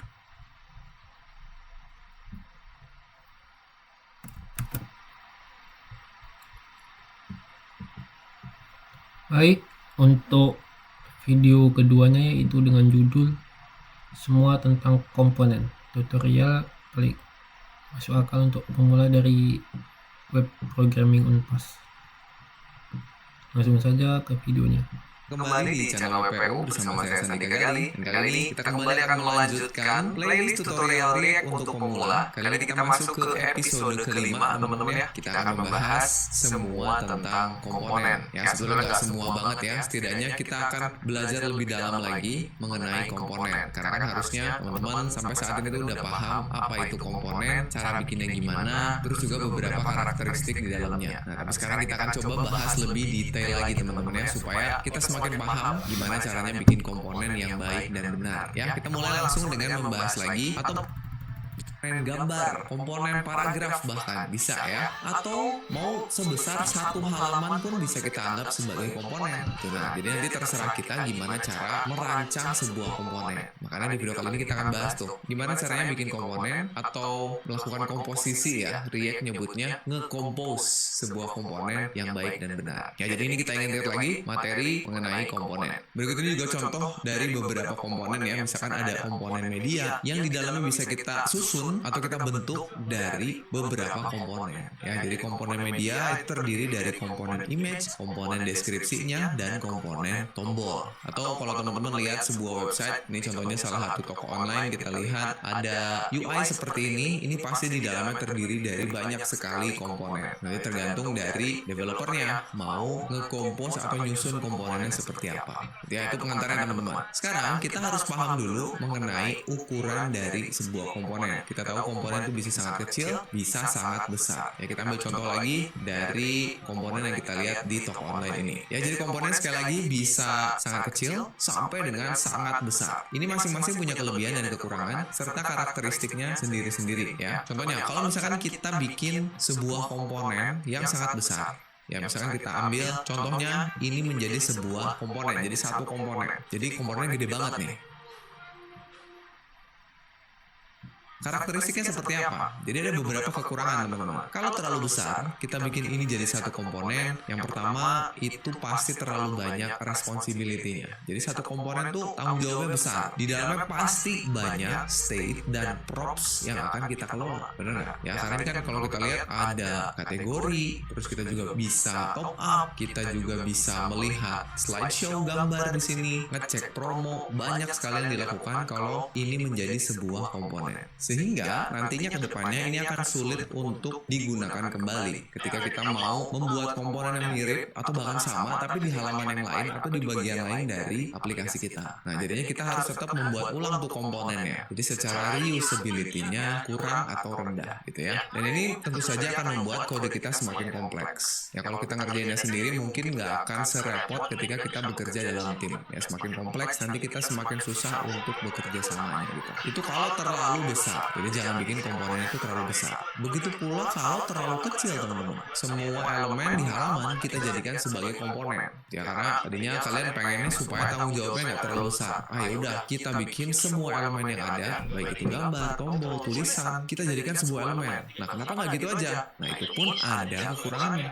Yang pertama tentu saja jadi komponennya banyak banget. Ini ngelolanya jadi susah juga ya, karena banyak yang harus kita pikirin gitu. Komponennya ada banyak. Akan membuat kodenya menjadi membingungkan. Jadi pada saat kita mau nge-compose-nya, nanti repot. Dan ini membuat kodenya jadi terlalu abstrak. Karena semua elemen HTML atau semua elemen pada webnya kita abstraksi jadi komponen. Padahal belum tentu juga si komponen-komponen ini punya state, punya props gitu ya. Jadi terlalu abstrak. Nah, alangkah lebih baiknya kalau kita mencari titik tengahnya gitu ya, cari sweet spot-nya. Gimana cara bikin komponen yang nggak terlalu besar dan juga nggak terlalu kecil. Nah, justru disinilah kemampuan seorang developer React itu diuji gitu ya. Jadi kalian akan cari keseimbangannya. Jangan terlalu besar, jangan terlalu kecil. Nah, mungkin kita bisa mengelompokkan beberapa elemen yang punya perilaku yang sama atau punya fungsionalitas yang sama ya. Atau kita bisa pecah. Jadi kita bikin dulu komponen yang besar, terus kita pecah-pecah sesuai dengan peruntukannya gitu. Jadi skill untuk memecah UI menjadi komponen itu merupakan skill yang penting. Ya jadi mungkin contohnya tadi kan nggak boleh terlalu besar kayak gini, nggak boleh terlalu kecil juga seperti ini, nggak boleh. Ya gimana kalau misalkan kita kelompokkan jadi kayak gini. Jadi bagian slideshow jadi satu komponen sendiri, ya, dimana di dalamnya pasti ada tombol, ada gambar, ada ini seperti pagination-nya gitu ya. Kalau kita klik gambarnya geser, terus juga ada tombol lihat promo. Ini kita jadikan sebagai satu komponen. Terus di bawahnya untuk kategori kita jadikan sebagai satu komponen. Terus sebelah kanan untuk top up dan tagihan kita jadikan sebagai satu komponen. Untuk button juga ini jadi satu komponen aja. Karena kalau teman-teman lihat ini perilakunya semuanya sama. Ada icon, sebelahnya ada tulisan. Jadi ini semua bisa kita jadikan sebagai komponen yang sama tapi dengan props yang berbeda atau mungkin perilaku yang berbeda. Nanti kita akan bahas gimana caranya bikin si komponen ini menjadi reusable supaya kita bikinnya satu tapi bisa dipakai berulang-ulang. Dengan melakukan ini, kita akan membuat si komponennya itu terpisah secara logis. Jadi pada saat kita lihat codingnya itu kebayang gitu ya, oh ini merupakan bagian dari komponen yang mana, merupakan bagian dari komponen yang mana gitu. Terus juga akan membuat komponennya bisa digunakan kembali atau reusable istilahnya. Sehingga tentu saja jadi mudah dikelola, baik itu komponennya maupun kodenya secara spesifik. Ya teman-teman, jadi sekali lagi bikin komponen itu ternyata tidak semudah yang sudah kita bahas di video-video awal. Ternyata banyak hal yang harus kita pikirin ya, tapi tipsnya ya ada beberapa tipsnya ya. Jadi yang pertama, kita harus pisahkan UI-nya secara logis, pisahkan antara konten dan juga layout. Jadi mana yang layout, mana yang konten atau isi dari komponennya. Terus pikirin reusability-nya. Kalau kita udah bisa misahin mana yang layout, mana yang konten, kayak misalnya button itu adalah layout, tapi di dalamnya kita lihat kontennya apa, misalkan icon, tulisan, warna. Nah ini kayaknya kalau misalkan kita mau bikin button yang sama tapi warnanya beda, terus iconnya beda, nah ini kita bisa bikin jadi reusable. Komponennya satu, tinggal kita kasih props atau perilaku yang berbeda. Ya, terus perhatikan juga kompleksitasnya, jangan sampai tujuan kita reusability yang malah jadi kompleks kodenya. Dan yang terakhir, perhatikan juga gaya dan kebiasaan coding kita atau gaya dan kebiasaan tim kita. Jadi kadang-kadang kalau kita baru masuk ke sebuah tim, cari tahu dulu tim ini punya gaya coding atau kebiasaan coding nggak? Ada panduan pembuatan komponennya nggak? Nah, kalau ada, kita ikutin aja gitu ya. Jadi jangan sampai kita memaksakan gaya coding kita ke sebuah sistem yang sudah terbentuk gitu. Jadi kita harus tahu dulu, mungkin ada tim yang senangnya bikin komponennya kecil-kecil, mungkin ada tim yang senangnya bikin komponen tuh gede-gede, kita harus tahu dulu gitu ya. Jadi pada akhirnya bisa juga setelah kita tahu semua teori-teorinya, semua konsep-konsepnya, balik lagi ke gaya dan kebiasaan codingnya. Tapi secara umum sih kita bisa mulai dari komponen yang besar. Kita coba bikin komponen yang gede dulu, terus nanti kita lihat bisa kita pecah nggak. Nah, dan ini yang akan kita lakukan nanti di latihan pertama kita. Sebelum kita ke latihan, nah saya punya beberapa pertanyaan yang harus kalian ajukan ke diri kalian sendiri ketika nemu sebuah komponen ya. Jadi yang pertama kita tanya dulu, kira-kira ya, apakah di dalam komponen itu terdapat bagian konten atau layout yang bisa dipisahin nggak? Kalian cek dulu. Terus yang kedua, ini kira-kira mungkin untuk digunakan kembali nggak? Terus yang ketiga, apakah komponen ini melakukan terlalu banyak hal atau tidak? Atau udah cukup spesifik nih komponennya? Atau terlalu spesifik? Nah itu sih tanya juga. Terus cek lagi, apakah komponen ini bergantung pada banyak props? Dan yang terakhir, cek nih JSX-nya jadi terlalu kompleks atau tidak nih ya. Kalau jawabannya iya, maka kemungkinan besar kita butuh untuk membuat komponen baru dari komponen yang besar ini gitu. Jadi kalau misalkan dari kelima pertanyaan ini hampir semua atau bahkan semuanya jawabannya iya, udah langsung kita bikin komponen baru nih kayaknya. Jadi biar lebih kebayang gimana kalau kita cobain coding untuk studi kasus kita ya. Hai pemain 1, siap hadapi tantangan ini? Masuki Valorant dan main sebagai salah satu agen global dari penjuru dunia. Gabungkan FPS. Oke, jadi yang pertama saya minta teman-teman dan instalasi PNPM. Jadi langsung aja ketik cd anime-app, lalu enter, terus kita ketik PNPM install. Kita tunggu, oh ini ada update ya, nggak apa-apa, kita skip dulu update-nya. Nah sudah beres, tinggal kita buka dulu di kode editor ya teman-teman, boleh ketik kode spasi titik. Ini sudah kebuka VS Code-nya. Terakhir tinggal kita jalankan dulu aplikasi kita ya, PNPM run dev ya, sesuai dengan perintah yang ada di sini. Oke, kita pencet enter, nanti aplikasinya jalan di localhost port 5173 ya. Teman-teman boleh pencet kontrol, klik aja supaya kebuka di browser seperti ini, sudah aman, dan tinggal kita kembali ke kodenya. Ini biarkan saja terminalnya berjalan seperti ini. Kita buka sekarang kodenya ya. Kita akan hapus beberapa kode yang nggak kita butuhin karena halaman ini nggak kita butuhin ya. Kita kembali ke kodenya, teman-teman boleh buka folder src. Nah, kita akan hapus index.css. Ini nggak kita butuhin, teman-teman boleh delete aja. Nah, berikutnya kita akan buka app.jsx. Nah, saya kecilin dulu sedikit. Nah, ini kita akan hapus semuanya. Ctrl A, terus delete. Kita akan ganti isinya dengan yang ada di GitHub. Silakan buka GitHub-nya, arahkan ke app.jsx. Nah, ini ya teman-teman boleh klik tombol copy raw file di sini, klik, kembali ke kodenya, kita paste, lalu kita save. Sudah, dan berikutnya adalah app.css ya. Buka app.css, kita hapus semuanya, Ctrl A, hapus, kita kembali ke GitHub-nya, sekarang cari yang CSS-nya. Klik CSS, sama kayak tadi ya. Klik tombol copy raw file, simpan di sini, save. Lalu terakhir kita coba ke main.jsx, kita akan hapus baris yang ini ya. Import indeksnya nggak kita butuhin karena tadi kita udah hapus ya. Teman-teman boleh pencet Ctrl Shift K untuk menghapus barisnya, save, close. Lalu kita lihat di webnya. Nah, ini dia.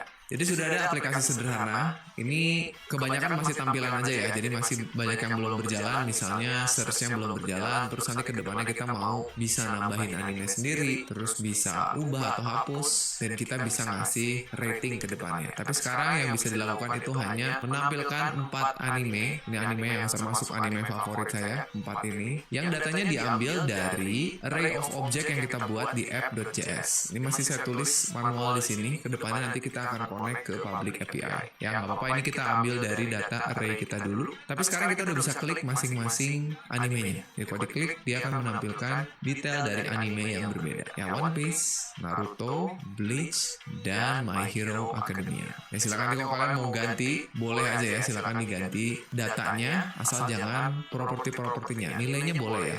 Ganti judulnya, ganti tahunnya, silakan. Nah, sekarang kita akan pelajari kodenya, teman-teman. Silakan dibuka dulu. Ya, ini saya tutup dulu sidebar-nya, Ctrl B. Kita lihat nih yang CSS-nya kita close aja lah ya.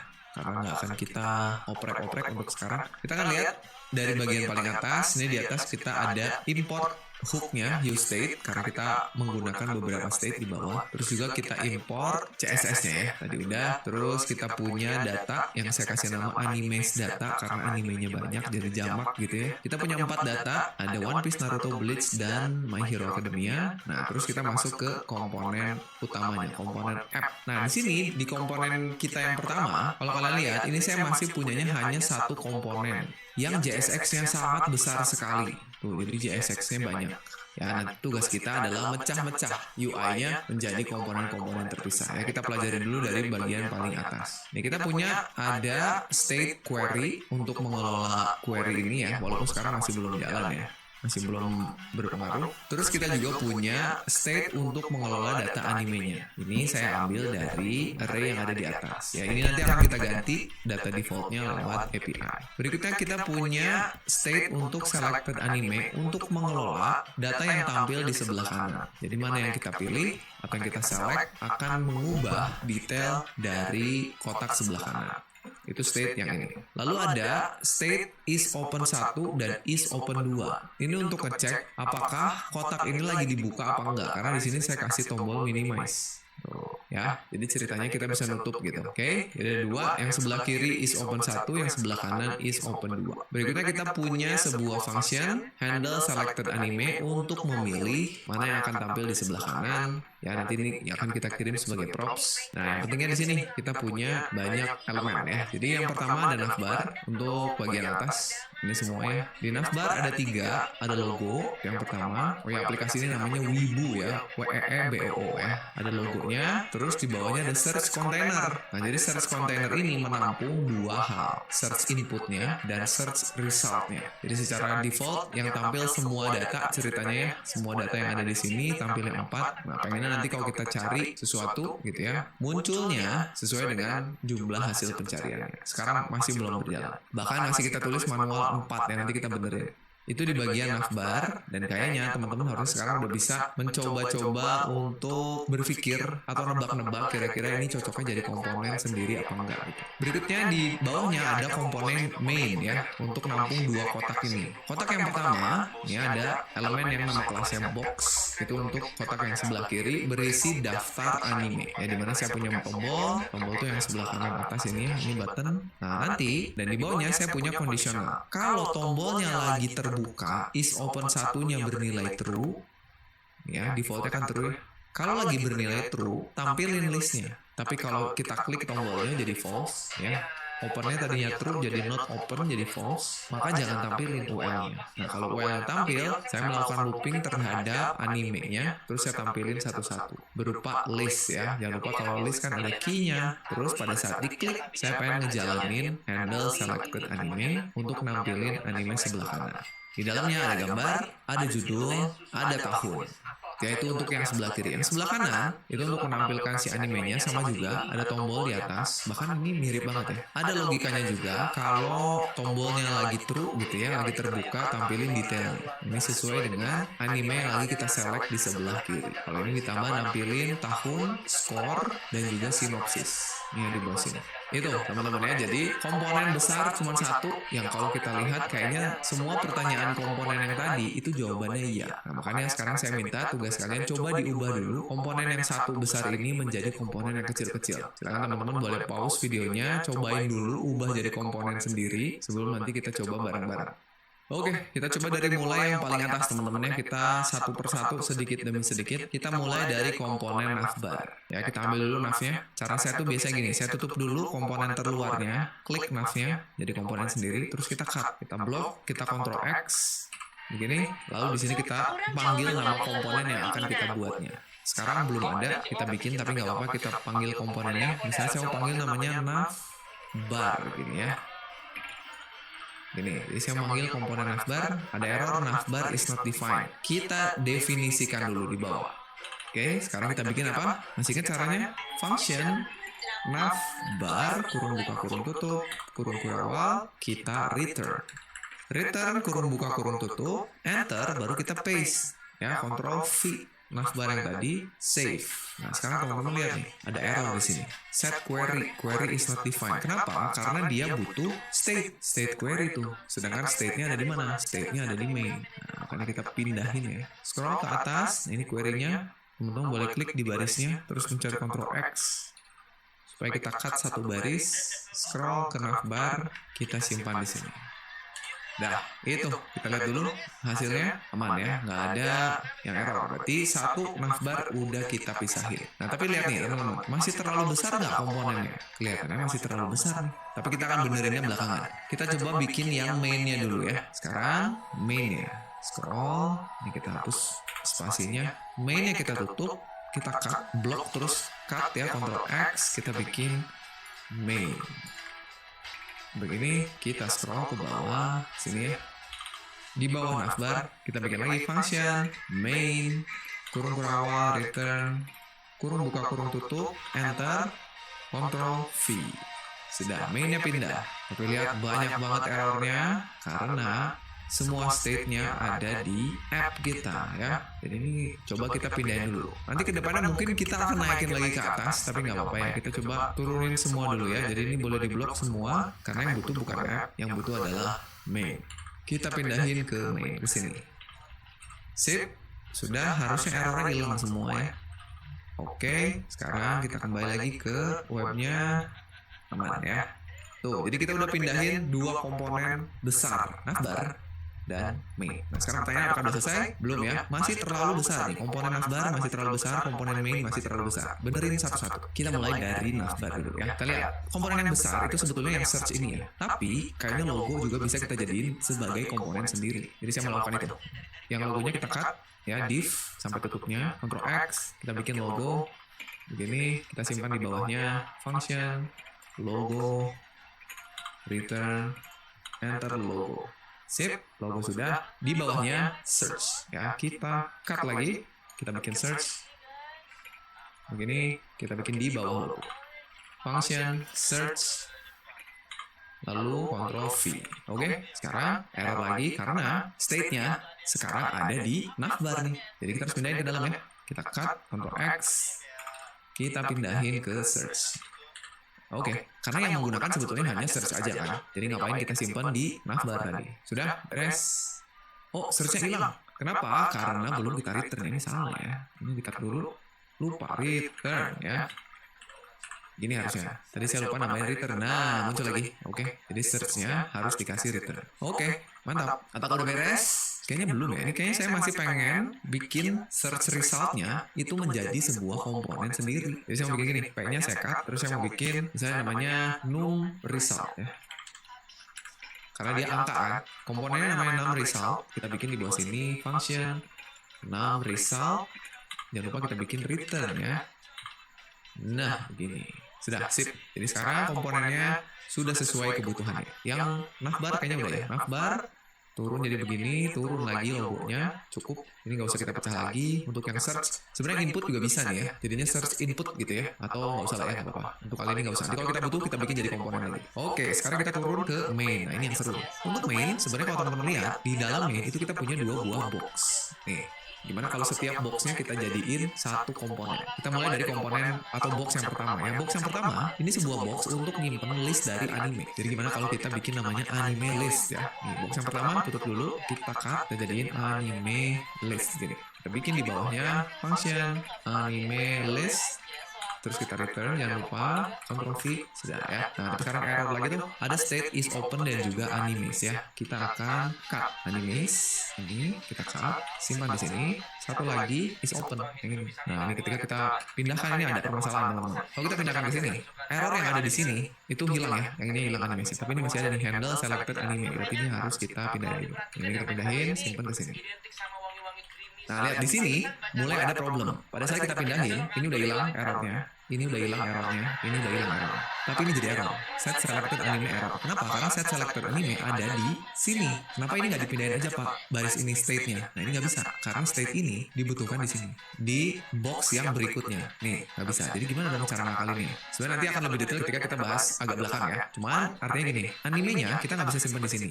Ini ada teknik yang namanya lifting state up. Karena state itu hanya bisa digunakan ke komponen di dalamnya. Komponen sebelahnya nggak bisa pakai. Nih, kalian lihat kan komponennya sebelah-sebelahan kan?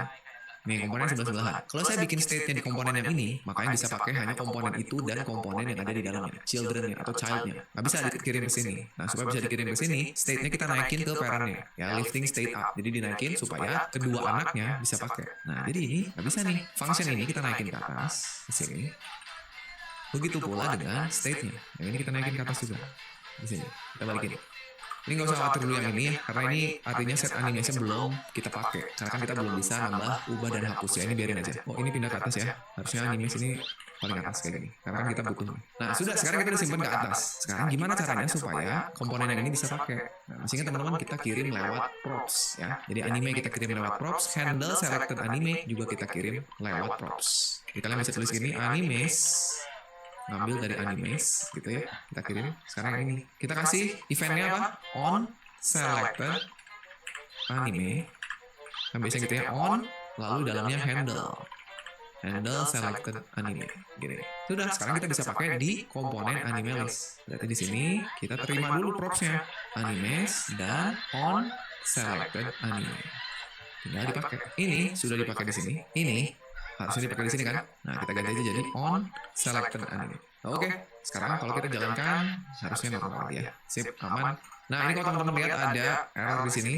Ini karena butuh prop validation. Ini kita belum bahas ya. Ini kalau teman-teman lihat video sebelumnya, ini bisa kita akalin dulu sebelum nanti kita benar-benar melakukan property validation. Ya sekarang kita akalin dulu untuk mematikan ESLint-nya dulu ya. Jadi sekali lagi kita bisa akalin lewat konfigurasi ESLint-nya. Coba dibuka lagi sidebar-nya. Teman-teman buka ini nih, ESLint rc.cjs. Kita scroll ke paling bawah ke bagian rules-nya. Kita tambahkan di akhir ya. Di sini nih. Hati-hati jangan salah nyimpennya. Kita tulisnya kutip react/prop types ya, kita isi dengan off ya. Kita save, coba kita lihat ke sini harusnya udah hilang. Ya, jadi untuk sementara validasi tipe dari propertinya kita matikan dulu ya. Nanti kita akan validasi dengan benar. Oke, kita close, Ctrl B lagi, udah beres. Itu untuk anime list. Jadi ini udah jadi komponen sendiri. Berikutnya untuk yang sebelah kanan. Sebelah kanan kita kasih nama apa nih? Kita cut. Kita kasih nama dia itu apa? Selected ya. Selected anime. Oh atau gini deh, kita bikin komponennya ada boxnya kan, tadinya dia kelasnya box ya. Nah nanti kita ganti deh, kita bikin ini selected, bukan selected anime tapi selected box gini. Nanti atas juga kita ganti jadi list box gitu, atau anime list box, nggak apa ya, belakangan. Kita bikin di akhir, kita function dulu selected box gini, kita return kurung enter paste. Oke, sip. Berarti tinggal state-nya ya. Kita cut state-nya. Yang pertama is open-nya kita cut, masukin dulu ke sini. Ini ya, sudah. Nah, berikutnya untuk yang selected anime, ini kita nggak akan mindahin state-nya. State-nya kita biarkan ada di main, tapi kita akan kirimkan lewat props saja. Kita kirim yang selected anime aja, karena yang dibutuhin cuma itu ya. Jadi kita kasih di sini selected anime berisi selected anime. Sudah, tinggal kita terima props-nya, selected box, selected anime. Kita lihat dulu hasilnya. Sudah aman ya. Paling tadi kita butuh ganti dulu nama komponennya. Ini selected box, berarti yang atas list box ya. Ini kita ganti jadi list box. Gitu. Berarti ini juga ya. Ini jadi list box. Dah. Save. Karena nanti saya mau bikin komponen baru di dalamnya nih. Nih yang UL ini baru namanya anime list ya, sesuai dengan kelasnya nih. Tapi kita lihat dulu deh. Oke, mantap. Sudah aman. Jadi sudah jadi dua komponen ya untuk main. Tinggal kita masuk ke masing-masingnya satu-satu. Kita masuk ke list box dulu. Tadi seperti yang saya bilang, kita mau bikin UL-nya itu berubah jadi komponen anime list. Ya, kita coba tutup dulu UL-nya. Kita cut, block, terus cut.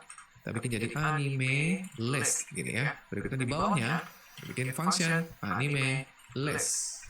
Return, enter, paste. Sudah. Nah, ini kita butuh anime lagi nih, dan juga on selected anime lagi. Harus kita kirim lagi, teman-teman. Jadi kita ke sini, kita kirim ya. Tuh ini jadi nggak dipakai. Harus kita lewatkan ke sini ya. Jadi anime sama dengan animes.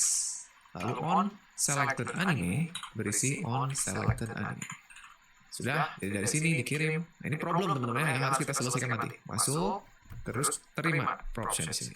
Animes on selected anime. Sudah, masuk ke anime list. Dan terakhir nih, masih saya pengen bikin satu komponen lagi. Terakhir saya mau bikin komponen untuk LI. Karena ini adalah komponen animenya. Satu buah anime nih yang ini nih. Mau saya bikin jadi satu komponen.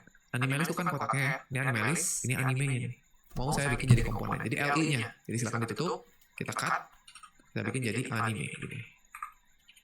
Satu anime. tinggal kita kasih di sini function anime. Oke. Return. Oke, tinggal masukin lagi propsnya, kirim lagi. Anime. Satu lagi on selected anime. Nah, tapi ini ada error nih. Errornya missing key prop. Nah, karena dia berupa list dan loopingnya ada di sini mapnya. Kita harus pindahin nih. Key-nya kita pindah, kita cut, masukin ke sini. Oke, sudah aman. Tinggal kita terima propsnya. Anime on selected anime. Mantap. Lihat lagi. Aman. Sudah ya? Tuh, udah sampai terakhir tuh. Jadi anime, jadi komponen, anime list, jadi komponen, list box-nya, jadi komponen, main-nya, jadi komponen. Kesini. Jauh. Ini dia. Itu teman-teman ya. Masih ada nggak? Kayaknya masih ya. Untuk yang selected box nih. Satu lagi nih. Selected box, kita lihat. Nah ini, sama juga. Kita mau bikin komponen untuk ini. Ini akan kita anggap sebagai anime detail ya. Ini ada dua komponennya sebenarnya, ada header sama section. Gak apa-apa kita gabung aja ya. Jadi teman-teman boleh ambil komponen div-nya. Ini kita cut. Ini sebetulnya nggak perlu pakai kurung tadi. Hapus kurungnya, kita ganti jadi anime detail. Gini, terus kita bikin function anime detail. Ini kita return paste. Nah, yang kurung tuh di sini. Tadi harusnya nggak perlu apa-apa. Sudah, selected animenya belum dikirim sebagai props. Nanti kita tulis di sini selected anime. Kita kirim ke sini. Selected anime. Sip, lihat hasilnya. Aman. Oke, kayak cukup ya. Kalau teman-teman masih mau bikin ini sebagai komponen sendiri juga boleh ya. Anime detail gitu. Atau detail header gitu boleh juga ya. Sip teman-teman. Jadi itu dia cara kita untuk bikin komponennya yang tadinya besar menjadi kecil-kecil gitu. Kalau teman-teman punya solusi lain, ya boleh silakan tulis aja di kolom komentar perubahan apa yang teman-teman lakukan. Oke, tapi sebelum kita lanjutkan, kita kembali ke slide dulu ya.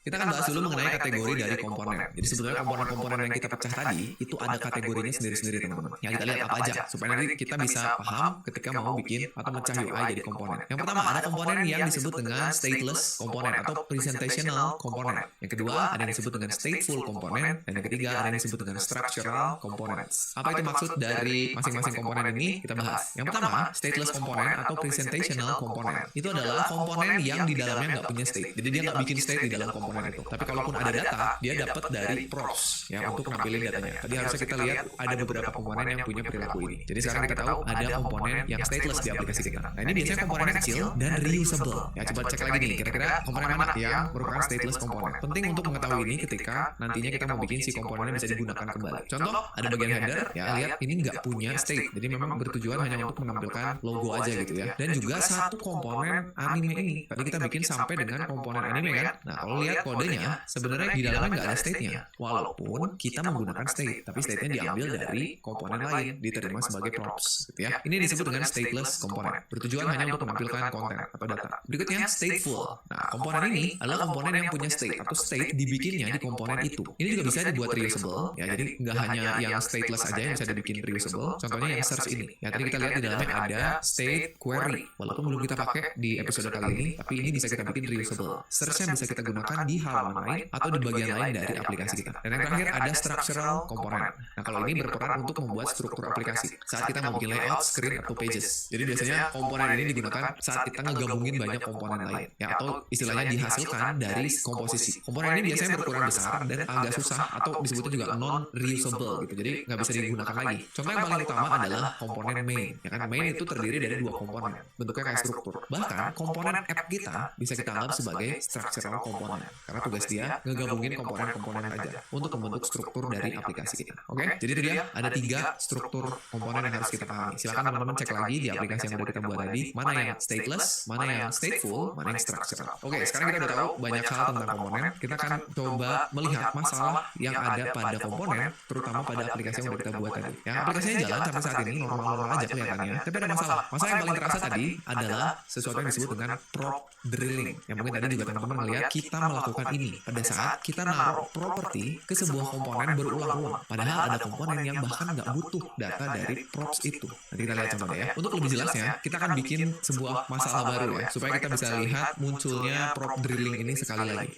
Sekarang mari kita jalankan fitur pencariannya. Sekarang kalau teman-teman lihat, fitur pencariannya itu masih kita tulis manual, angka 4. Karena saya tahu, saya ngitung sendiri, animenya ada 4. Kita akan coba ngitung ada berapa anime di array kita. Ya, jadi ini yang akan kita perbaiki. Sebenarnya gampang banget, tapi akan muncul masalah ya.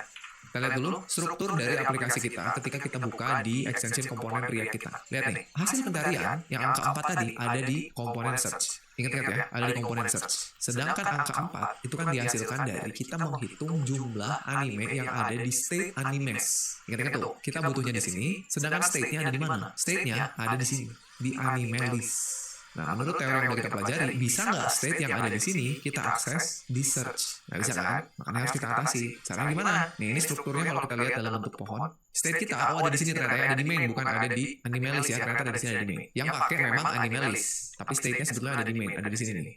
Nih, ada di main. Kita mau pakai di search. Nih, kita mau pakai di sini. Nggak bisa, karena komponennya sejajar. Yang bisa pakai hanya komponen turunannya aja, anak dan cucunya aja yang bisa pakai. Gimana caranya supaya search bisa pakai juga? Nah, kita butuh teknik yang namanya lifting state up sekali lagi. Jadi si animenya harus kita naikin dulu ke atas. Kemana? Ke app mau supaya sekarang navbar bisa pakai dan turunannya, main juga bisa pakai dan turunannya. Oke, mari kita coba ya teman-teman. Kembali ke kode kita. Sekarang kita akan cari dulu di mana kita buat state anime. Kita cari main tadi ya, ada di main. Nah, ini dia. Sekarang kita naikin dulu state-nya. Kita pencet Ctrl X di baris ini. Ctrl X, kita naikin ke app. Simpan ke atas, kita lifting state up. Taruh di sini. Lihat, begitu kita naikin ke atas, mainnya pasti error. Tuh, hilang. Karena sekarang main nggak punya akses ke state ini. Supaya punya akses gimana? Dikirim lewat props. Kita kirim animes. Dah, jalan kan sekarang? Masih belum. Karena props yang dikirim harus ditangkap dulu atau diterima dulu. Terima di sini ya, animes. Sudah aman. Itu baru ngebenerin yang anime. Sekarang kan kita butuhnya ganti yang ini nih, num result. Sekarang karena kita sudah punya akses ke sini dan yang butuhnya adalah num result, maka kita harus kirim lewat props. Dan kirimnya nggak bisa langsung ke sini. Kita harus kirimnya lewat komponen parentnya sampai dengan nyampe ke dia. Jadi kita mulai dari kirim dulu di sini. Kita kirim ke navbarnya. Animes. Sudah, turun lagi dia ke navbar. Yang butuh mana? Logo atau search? Search, kirim ke sini. Animes. Selesai? Belum, karena navbarnya belum menerima props. Ya, sip. Turun lagi, search. Sampai ke sini, terima di props. Kirim ke num result. Animes. Sama dengan animes. Sudah. Terakhir kita terima di sini animes. Oh, jangan lupa pakai kurung awal animes. Udah, sekarang kita bisa pakai di num result. Sehingga saya bisa ganti angka 4 ini dengan menghitung berapa panjang array anime kita. Ya, jadi kasih kurung awal, masuk ke mode JavaScript, kita animes titik length. Gitu, cara kita panjangnya. Sebenarnya yang dibutuhin cuma baris ini, teman-teman. Cuma karena propsnya ada di atas jauh, maka kita harus bore gitu ke dalam. Makanya namanya prop drilling. Di drill gitu, di bore ke bawah. Save, kita lihat 4, aman ya. Kalau kita hapus satu array kita, nih, kita hapus yang si Deku, kita hapus ya. My Hero Academia, kita hapus, Ctrl X aja ya. Kita save, sekarang jadi cuma 3 nih. Berubah jadi 3 ya. Mantap, kita balik lagi Ctrl Z. Save, balik ke sini, kita refresh. 4. Nah, oke. Itu jadi sekarang kita udah punya problem prop drilling. Ada 2 sebetulnya. Kita ngedrill propnya ke navbar sama kita ngedrill propnya ke main. Ini harus kita benerin. Tapi sebelumnya balik ke slide dulu.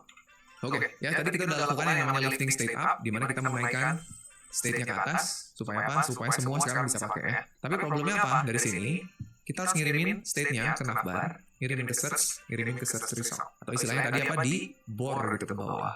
Ini komponennya tingkatannya baru 3 teman-teman. Gimana mau 10? Saking besar aplikasi kalian mungkin 20 ke bawah. Ya capek juga kalian ngedrill komponennya atau ngedrill state-nya. Ini harus kita atasi. Untuk mengatasi prop drilling, kita harus tahu dulu sebuah konsep yang dinamakan dengan komponen composition. Bagaimana kita mengkomposisi komponen dengan benar. Kita lihat dulu apa itu komponen composition. Jadi dia adalah sebetulnya sebuah teknik untuk merancang atau membuat komponen yang benar. Yang mengkomposisi komponen, nge-compose, gitu ya, ngerancang, ngebentuk, ngebikin, nyusun komponen. Atau ini adalah proses memecah belah bagian menjadi komponen kecil, lalu menggabungkannya menjadi komponen yang benar. Do you remember when building a website felt like constructing the Great Wall of China? Weeks of susah. Kalau komponen composition kalian udah bagus gitu ya. Caranya gimana? Cara yang pertama, sebenarnya kita udah coba tadi di awal, kita bikin komponen itu agar mengerjakan hal yang spesifik. Nah, kalau ini butuh jam terbang ya, butuh jam terbang, butuh pengalaman gitu. Ya semakin lama kalian bekerja dengan React nanti tahu sendiri gitu, mana komponen yang bagus untuk dikompos. Sesuai dengan teori-teori yang udah kita pelajari di awal tadi. Nah, tapi ada cara yang kedua teman-teman. Kita bisa gunakan teknik yang namanya container component. Ini keren banget nih. Ini memanfaatkan sebuah properti spesial atau prop spesial yang namanya children. Sehingga nanti kita bisa seolah-olah membuat sebuah template atau slot gitu untuk dimasukin komponen lain dengan lebih mudah dan modular. Nah, teknik ini bisa kita gunakan untuk memperbaiki prop drilling. Jadi cocok banget kalau mau ngilangin prop drilling pakai teknik container komponen. Gimana caranya membuat sebuah container komponen? Sebelum ke kasus punya kita coba kasus yang lebih umum dulu deh. Misalnya gini, kita mau membuat sebuah modal box ke depannya. Jadi aplikasi kalian tuh kalau misalnya mau melakukan sesuatu, keluar alert berupa modal. Modal tuh overlay ya, jadi ada di depan halamannya, ada backgroundnya warna abu-abu transparan, terus ada pop-up atau window kecil gitu. Ceritanya kalian mau bikin buat ngehapus atau nge-deactivate account kalian. Bentuknya gini si modal boxnya. Ada yang warna abu-abunya, terus di depannya ada pop-upnya. Di dalam pop-upnya ada icon, ada title, ada deskripsi, dan ada tombol. Ceritanya ini kalau kita buat komponennya kayak gini. Anggap aja sederhananya gini ya. Komponennya namanya modal. Di dalam modalnya itu ada div dengan kelas modal. Di dalamnya ada bodinya. Bodinya itu nyimpen semuanya ceritanya. Saya anggap aja pakai paragraf kayak gini. Ceritanya ini modal untuk mendeactivate account. Yang simple aja. Kompleksitasnya saya sembunyikan ke dalam paragraf. Berikutnya ceritanya kalian mau bikin modal yang berbeda. Tapi karakteristiknya mirip banget nih, lihat teman-teman. Ada warna abu-abunya sama overlay. Terus ada pop-upnya. Bentuknya juga sama. Ada ikonnya. Tapi beda sekarang. Tadinya ikonnya alert ya. Sekarang jadi ikonnya sukses. Warna hijau. Title-nya beda. Deskripsinya beda. Buttonnya hanya ada satu. Continue. Nah ini bikinnya gimana? Ya kalau bikin komponen sendiri sih bisa aja ya. Tapi kan nggak modular. Cerita kita mau bikin jadi modular. Coba bayangin kira-kira gimana bikinnya teman-teman. Kalau misalnya saya bikinnya kayak gini. Lihat untuk yang sebelah kiri kita bikin komponen modal. Terus di dalamnya saya bikin isi dari modalnya itu ke dalam sebuah komponen terpisah. Ceritanya biar gampang digunakan lagi gitu ya. Jadinya saya punya lagi sebuah komponen namanya deactivate yang isinya semua ini ya. Ada gambar, tulisan, tombol. Kayak gini. Ini untuk tombol yang deactivate. Nah, kelihatannya udah modular ya. Sekarang gimana kalau kita mau bikin yang suksesnya? Kalau mau bikin yang suksesnya, kan kelihatannya cuma gini aja kan. Fungsi modalnya sama, yang diganti tinggal komponen sukses di dalamnya. Bener nggak? Kelihatannya oke nih. Nah, tapi sayangnya ini nggak bisa dilakukan karena sekarang komponen modal ini sudah benar-benar terikat dengan komponen yang ada di dalamnya. Jadi nggak fleksibel dan nggak reusable. Begitu kalian manggil modal lagi berikutnya, udah nempel dengan komponen suksesnya. Nah malah ini artinya sama aja dengan kalian buat dua komponen yang berbeda. Yang ini namanya deactivate modal, yang ini namanya sukses modal gitu. Sayangnya ini nggak bisa reusable. Nah dengan menggunakan container komponen, ya kita menggunakan prop spesial yang namanya children, kita bisa melakukan ini. Lihat. Jadi yang tadinya kita bikin modalnya seperti ini, di mana di dalamnya itu kan si deactivate-nya pengennya ganti-ganti. Misalkan sukses, warning, terus alert kayak gini. Nah kita bisa siapin template-nya kayak gini. Jadi sekarang si komponen yang akan menerima props namanya children, bener-bener namanya children. Terus di dalam komponennya, di tempat yang mau kita bikin dia jadi dinamis atau berubah-ubah, kita panggil children. Tulisnya gini. Nah nanti kalian tinggal bikin aja sebuah komponen untuk kita sisipkan, kita masukin ke dalam sini. Jadi kontainernya gitu bener-bener namanya kontainer komponen. Nanti semua isi dari komponen deactivate bisa masuk ke children. Sehingga kalau kita mau bikin komposisinya, kalian bisa begini. Lihat agak beda. Sekarang komponen kalian punya tutupnya. Jadi komponen modal buka, komponen modal tutup. Di tengah-tengahnya kita sisipkan komponen deactivate. Nah ini kerennya, komponen deactivate akan masuknya ke sini, ke slot yang udah kita siapin. Gitu. Sehingga ini akan menjadi komponen deactivate. Nah harus sekarang kalian udah bisa nebak kalau mau bikin sukses gimana. Bikin sukses sama aja. Modalnya tetap sama, nggak ada yang berubah sama sekali. Tinggal kita siapin aja komponen sukses, lalu kita sisipkan suksesnya ke dalam modal. Ya, ini keren banget.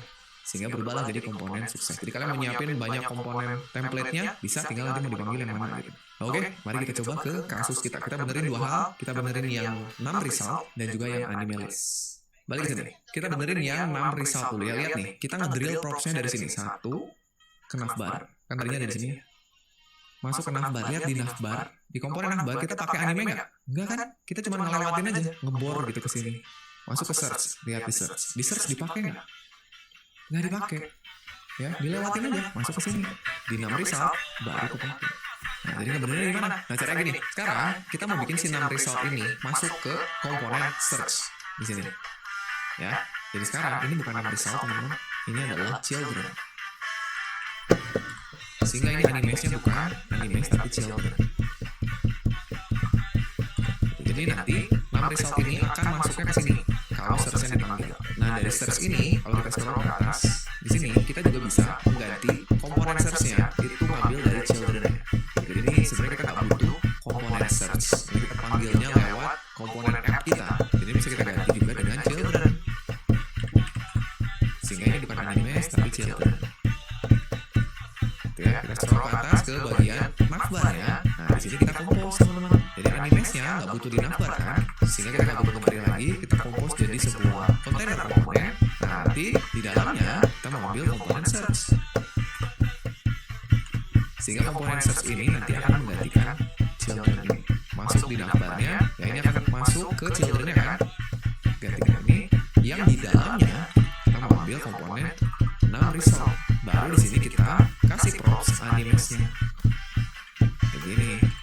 Jadi search masuk ke sini, lalu di dalam search-nya masuk komponen 6 result yang baru menggunakan animes. Ya, ini kita lihat hasilnya aman ya. Klik aman. Nah, itu untuk yang 6 result, teman-teman. Sekarang kita mau benerin yang main. Nah, untuk yang main ini kita bisa bikin lebih keren. Ya, teman-teman lihat ke bawah dulu ya. Kita scroll ke bagian main. Di main kita kan tahu kita punya 2 buah box. Ada list box yang sebelah kiri, ada selected box yang sebelah kanan. Sebetulnya kalau teman-teman perhatikan 2 komponen ini, list box dan selected box itu mirip banget ya struktur dari komponennya. Coba kita pindahkan dulu agar dia sebelah-sebelahan ya. Scroll cari selected box ya. Ini saya cut. Bawah kita pindahkan ke bawah list box. Biar sebelah-sebelahan. Lihat nih. Pertama dia punya state is open 1, yang ini is open 2 sama. Terus berikutnya lihat nih. Komponennya itu berupa div dengan nama class box. Ada button, ada kondisi. Kalau tombolnya kebuka tampilin sebuah komponen. Ini lihat sama persis. Kalau komponen kebuka tampilin sebuah elemen. Nah, kenapa nggak kita bikin jadi satu komponen reusable aja dengan memanfaatkan kontainer komponen tadi? Gimana? Masuk akal nggak? Sekarang gimana kalau kita ini harusnya bisa diklik, ini bisa diklik, aman ya. Jadi itu dia teman-teman semua mengenai komponen yang bisa kita bahas beserta dengan studi kasus yang mudah-mudahan teman-teman semua jadinya semakin paham gimana cara bikin komponen yang baik dan benar, sehingga nanti di video berikutnya kita nggak ragu untuk melanjutkan lagi aplikasi kita supaya lebih lengkap lagi. Oke, ini mungkin itu aja untuk video kita.